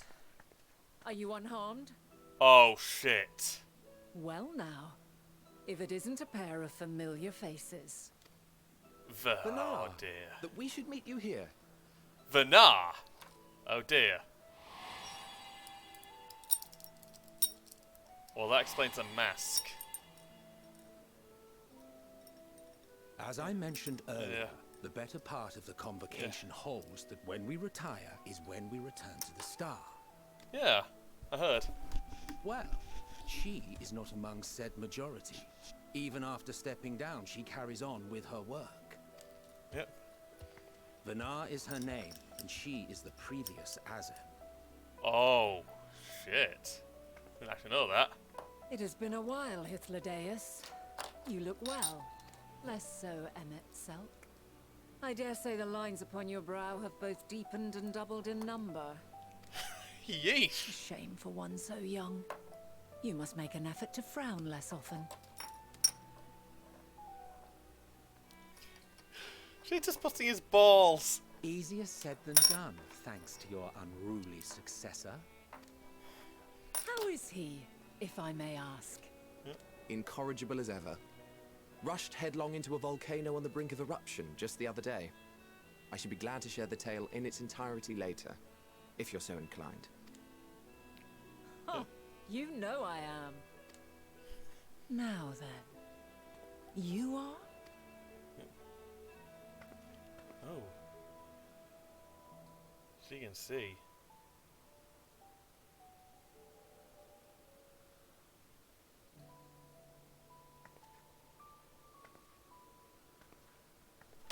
Yep.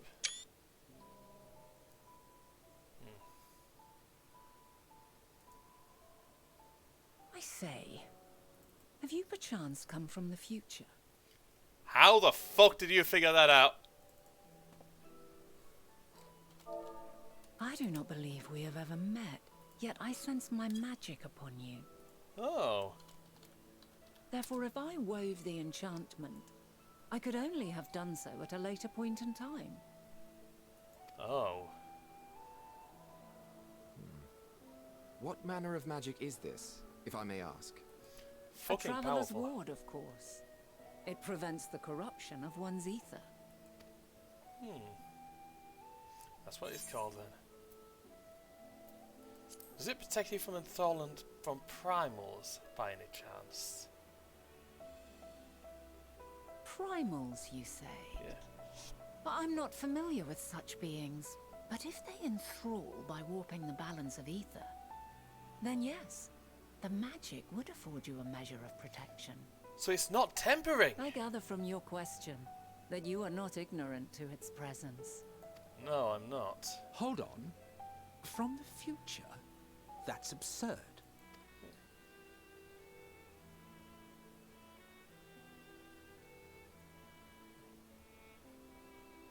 What is it? Are you unable to speak of the matter? Unfortunately so. The reality to which you must return exists as a result of the final days. Yeah. You cannot reshape the past to undo the tragedies of the present. No.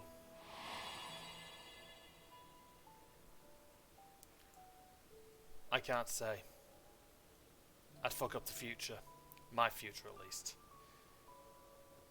And I don't know if multiple So- sphere holds true. Your actions here will not change your history, but they may yet affect the course of ours. Ah, yeah, possibly. How very exciting. I'm quite fond of delving into the unknown, and there's naught more unknown than the future. I was not anticipating her actually showing up. Until a moment finally arrives, we cannot know for certain what will come to pass, regardless of our supposed foreknowledge, so you needn't worry for us. More importantly, that you should go to such great lengths as to travel unto the past bespeaks the gravity of your quest. Will you not reveal it to us? Mayhap we can be of aid to your cause. Maybe.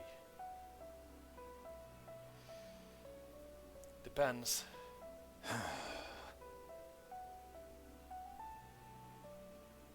If this is true, then you've been keeping quite the secret to yourself.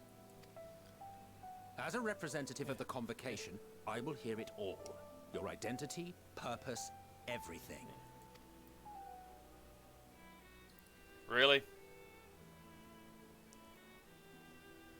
Don't have much choice then, do I?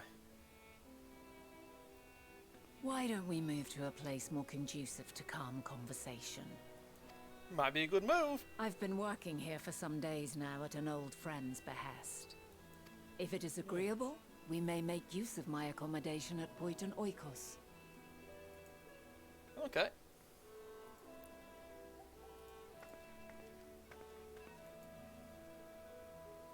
We were meant to meet. I am certain of it. That we were. Else I wouldn't have marked you so clearly, and sent you unto myself in the past. It's precisely the sort of mischief I would get up to. And quite inspired, if I do say so myself.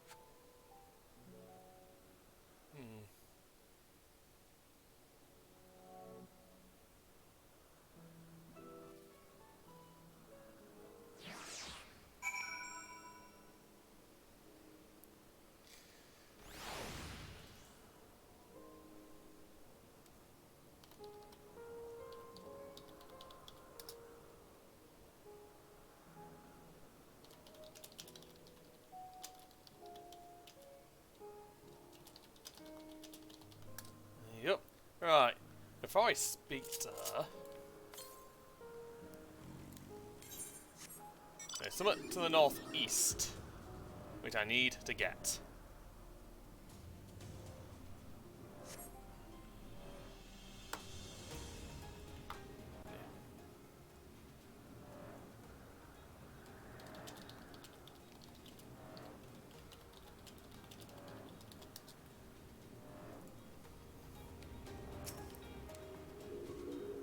Go. There we go. That's that got. It's right next to us, so I might as well. Ain't going all that far out the way yet.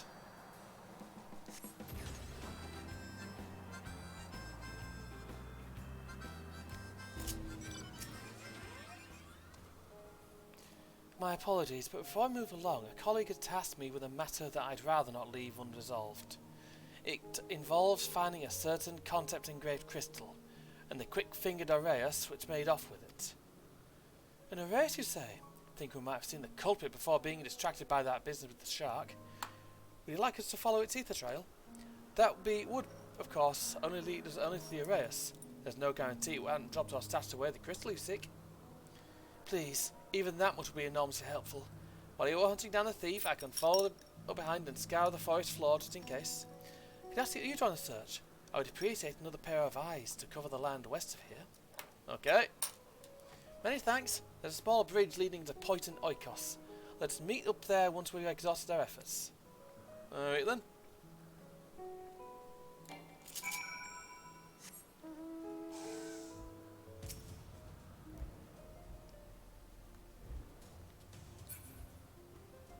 Melanian or a Curl Regina. It is weird to bloody see here.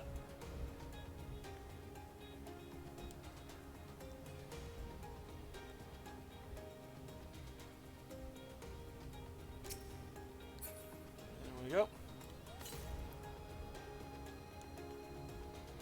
Let's on to the south. Do that in a moment. Oh, hello.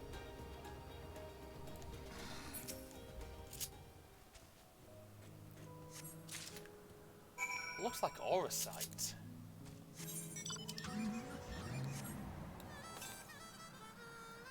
Right then. Right over here. Oh, BBB. That's a name I'm familiar with. I believe in the Novice Network.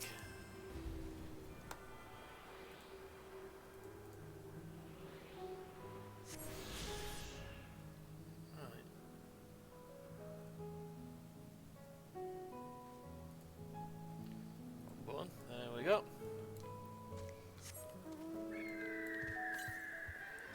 Bernard is not someone I expected to encounter so soon. He's like, we've got the current soul crystal of Azem. They're a previous one.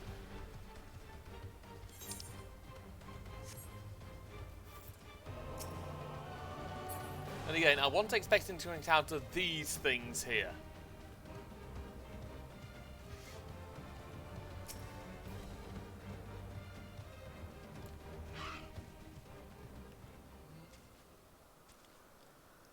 our last search returned. I'm afraid the Arrayus no longer had the crystal, nor was able to find it as I followed in its wake.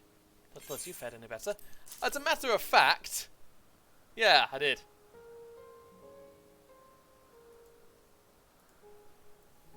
The crystal. Well done. Wonderful. Now I can focus on your tale without the missing concept nagging at my mind. We always had a knack for finding things. Travelling and searching often go hand in hand. You travelled often then. Seems we have something in common. Long ago, when I held the seat of Azem, I was forever trekking back and forth across the star in search of answers to people's problems. Naturally, the need for such journeys has lessened considerably since I entrusted the position to my whimsical successor. Yet I am still eager to come running should an old acquaintance or new interest require my personal attention. That is what brings me to Elpis.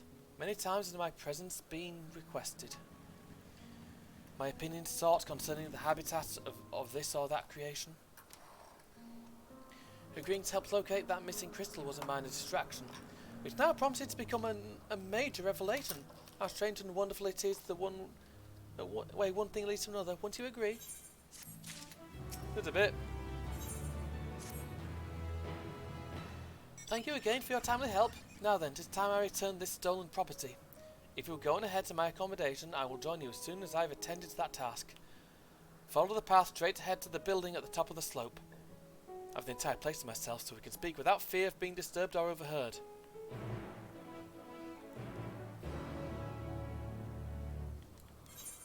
Yep. Yep.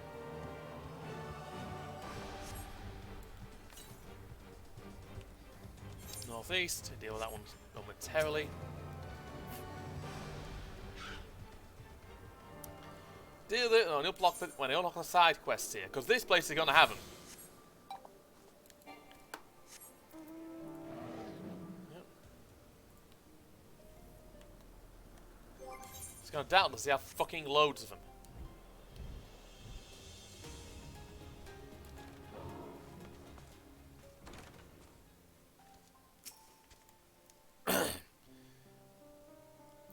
Welcome to my temporary abode. Please make yourself at home while I put on some tea. Okay, brilliant. We're having a cup of tea already. Oh, this is new music. What? This is answers.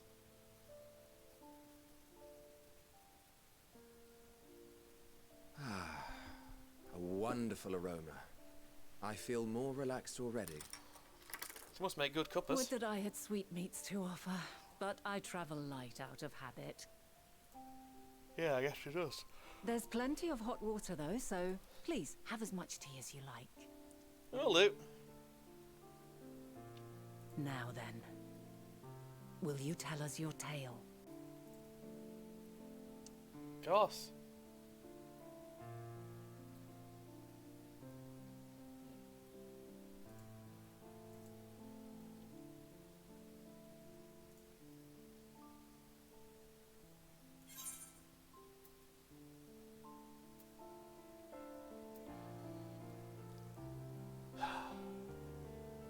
The world has been sundered,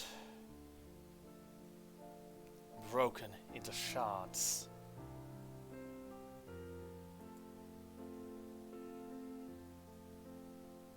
Why don't you start from the beginning? Depends. You plenty of tea.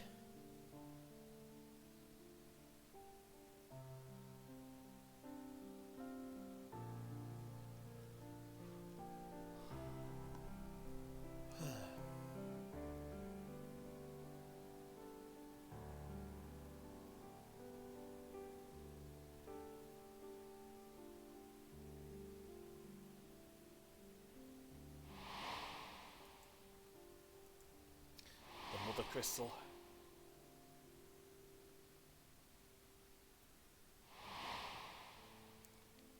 La Habrea.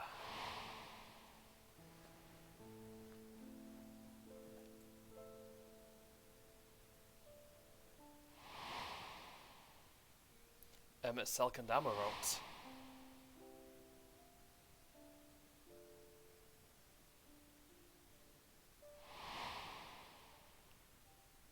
Zodiac's destruction. The final days beginning.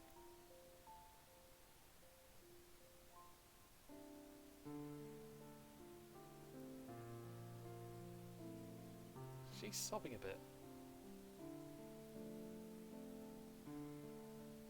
Preposterous. Utterly preposterous. While not the words I would have chosen, I too have my doubts. Much of it borders on the incredulous. It does a bit, I know. What of you, Vanar? She's fucking shaking. Not knowing the precise details of the first final days, it is difficult to determine the veracity of the tale. Yeah. Supposing it is all true, I must ask myself why I would do what I did. Desperation. Why would I feel I had no recourse but to oppose the 14 and create this Hydaelyn? Circumstances change, of course, but it would not have been an easy decision regardless.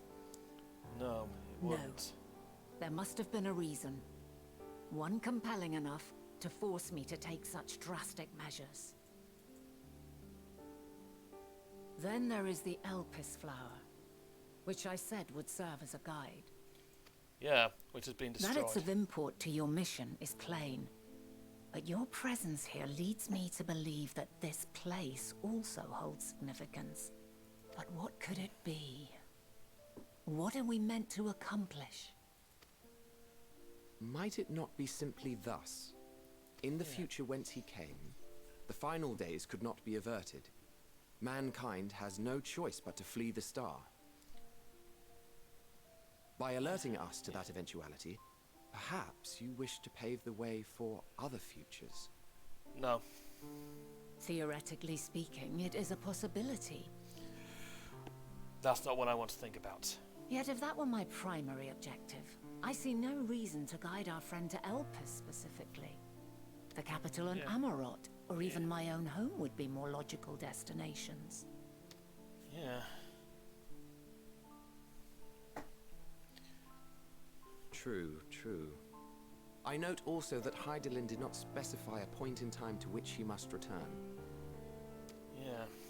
By this, it may be inferred that it was not critical that we should meet. It wasn't Hydaelyn that sent me here. Alternately, she had reason to believe that our paths would converge, coincidental though it may seem. This is quite a puzzle, and we do not have all the pieces. Hardly any. But we do have one immutable fact. Yeah. If the final days are indeed as described, they will bring death to all that I hold dear. Yet despite being afforded long years of preparation, the only provisions I could make were for flight. Nay, my first and foremost endeavor would be to find a way to forestall the coming doom. Given that even the 14 failed, mayhap you deemed it impossible. Nothing is impossible. This I have always believed. And if Hydaelyn is indeed me, she would believe the same. Listen to yourself. Are you seriously entertaining the notion that you are a messianic figure in some far-fetched tale?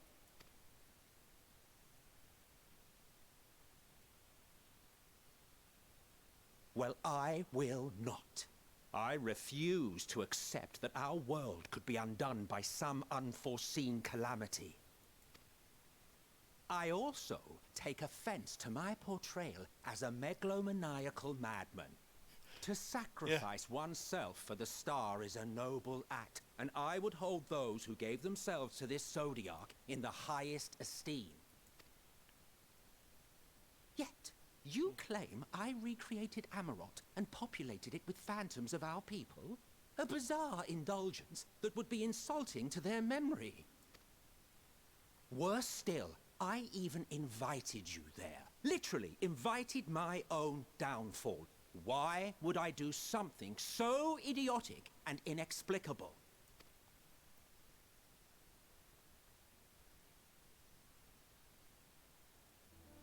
Now, I will allow that the hypothetical task of restoring our world would be daunting in the extreme. Yeah.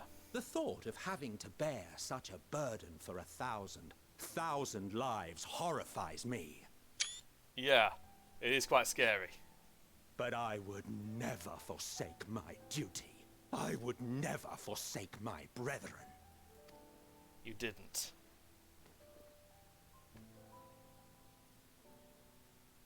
You do not know me. I've had my fill of your fiction. I will return to my duty, and you will not bother me again.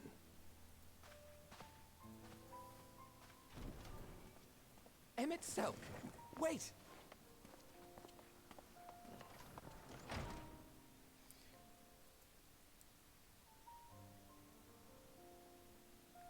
You've seen much of Elpis already. If you have any observations to share, I should like to hear them. It takes my mind off this shit show, yeah.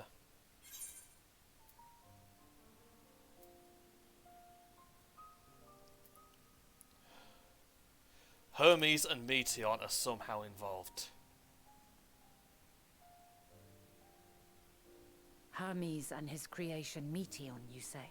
If Dynamis Yeah. is the self-same energy as Akasha, as it likely seems, then those two may well be at the center of the calamity to come. This warrants further investigation. Suppose it does. With that settled, just time for action. Suppose so. The missing pieces of the puzzle are here, I'm certain of it. And when you find them, the picture my future self has painted will be complete, and you will have your answer. Now suffice it to say, I will aid you in your quest. Thank you.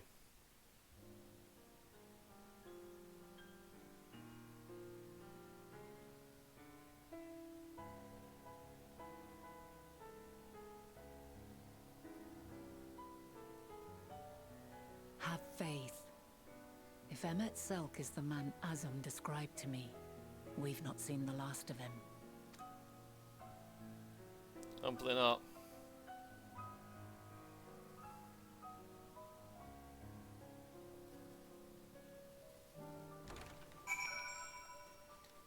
There you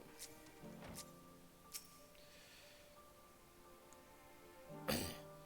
Shall we begin our investigations then?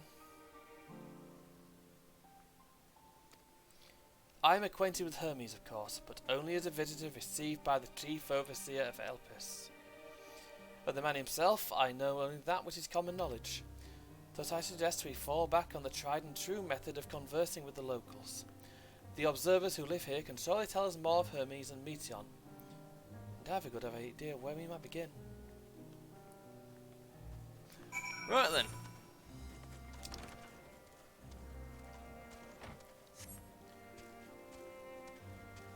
That actually seems like a brilliant ending point. And the problem is I can't go for long tonight because I've got a huge amount of shit to do tomorrow. But I promise you, tomorrow we will go for longer. And I'll get a load of these fucking side quests done.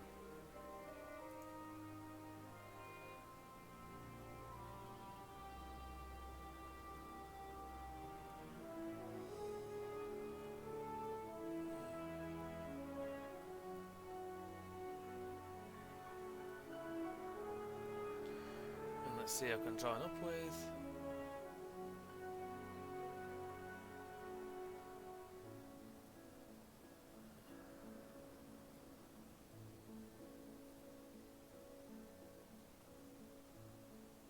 Oh, that one I want to watch. Draco West. Let's have a look who I raided. To raid.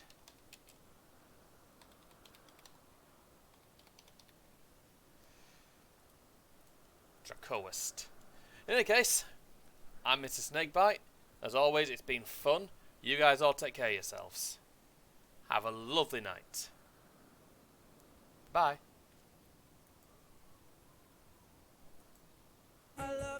This is great. I've missed gigs so much. This is the first time I've ever played it.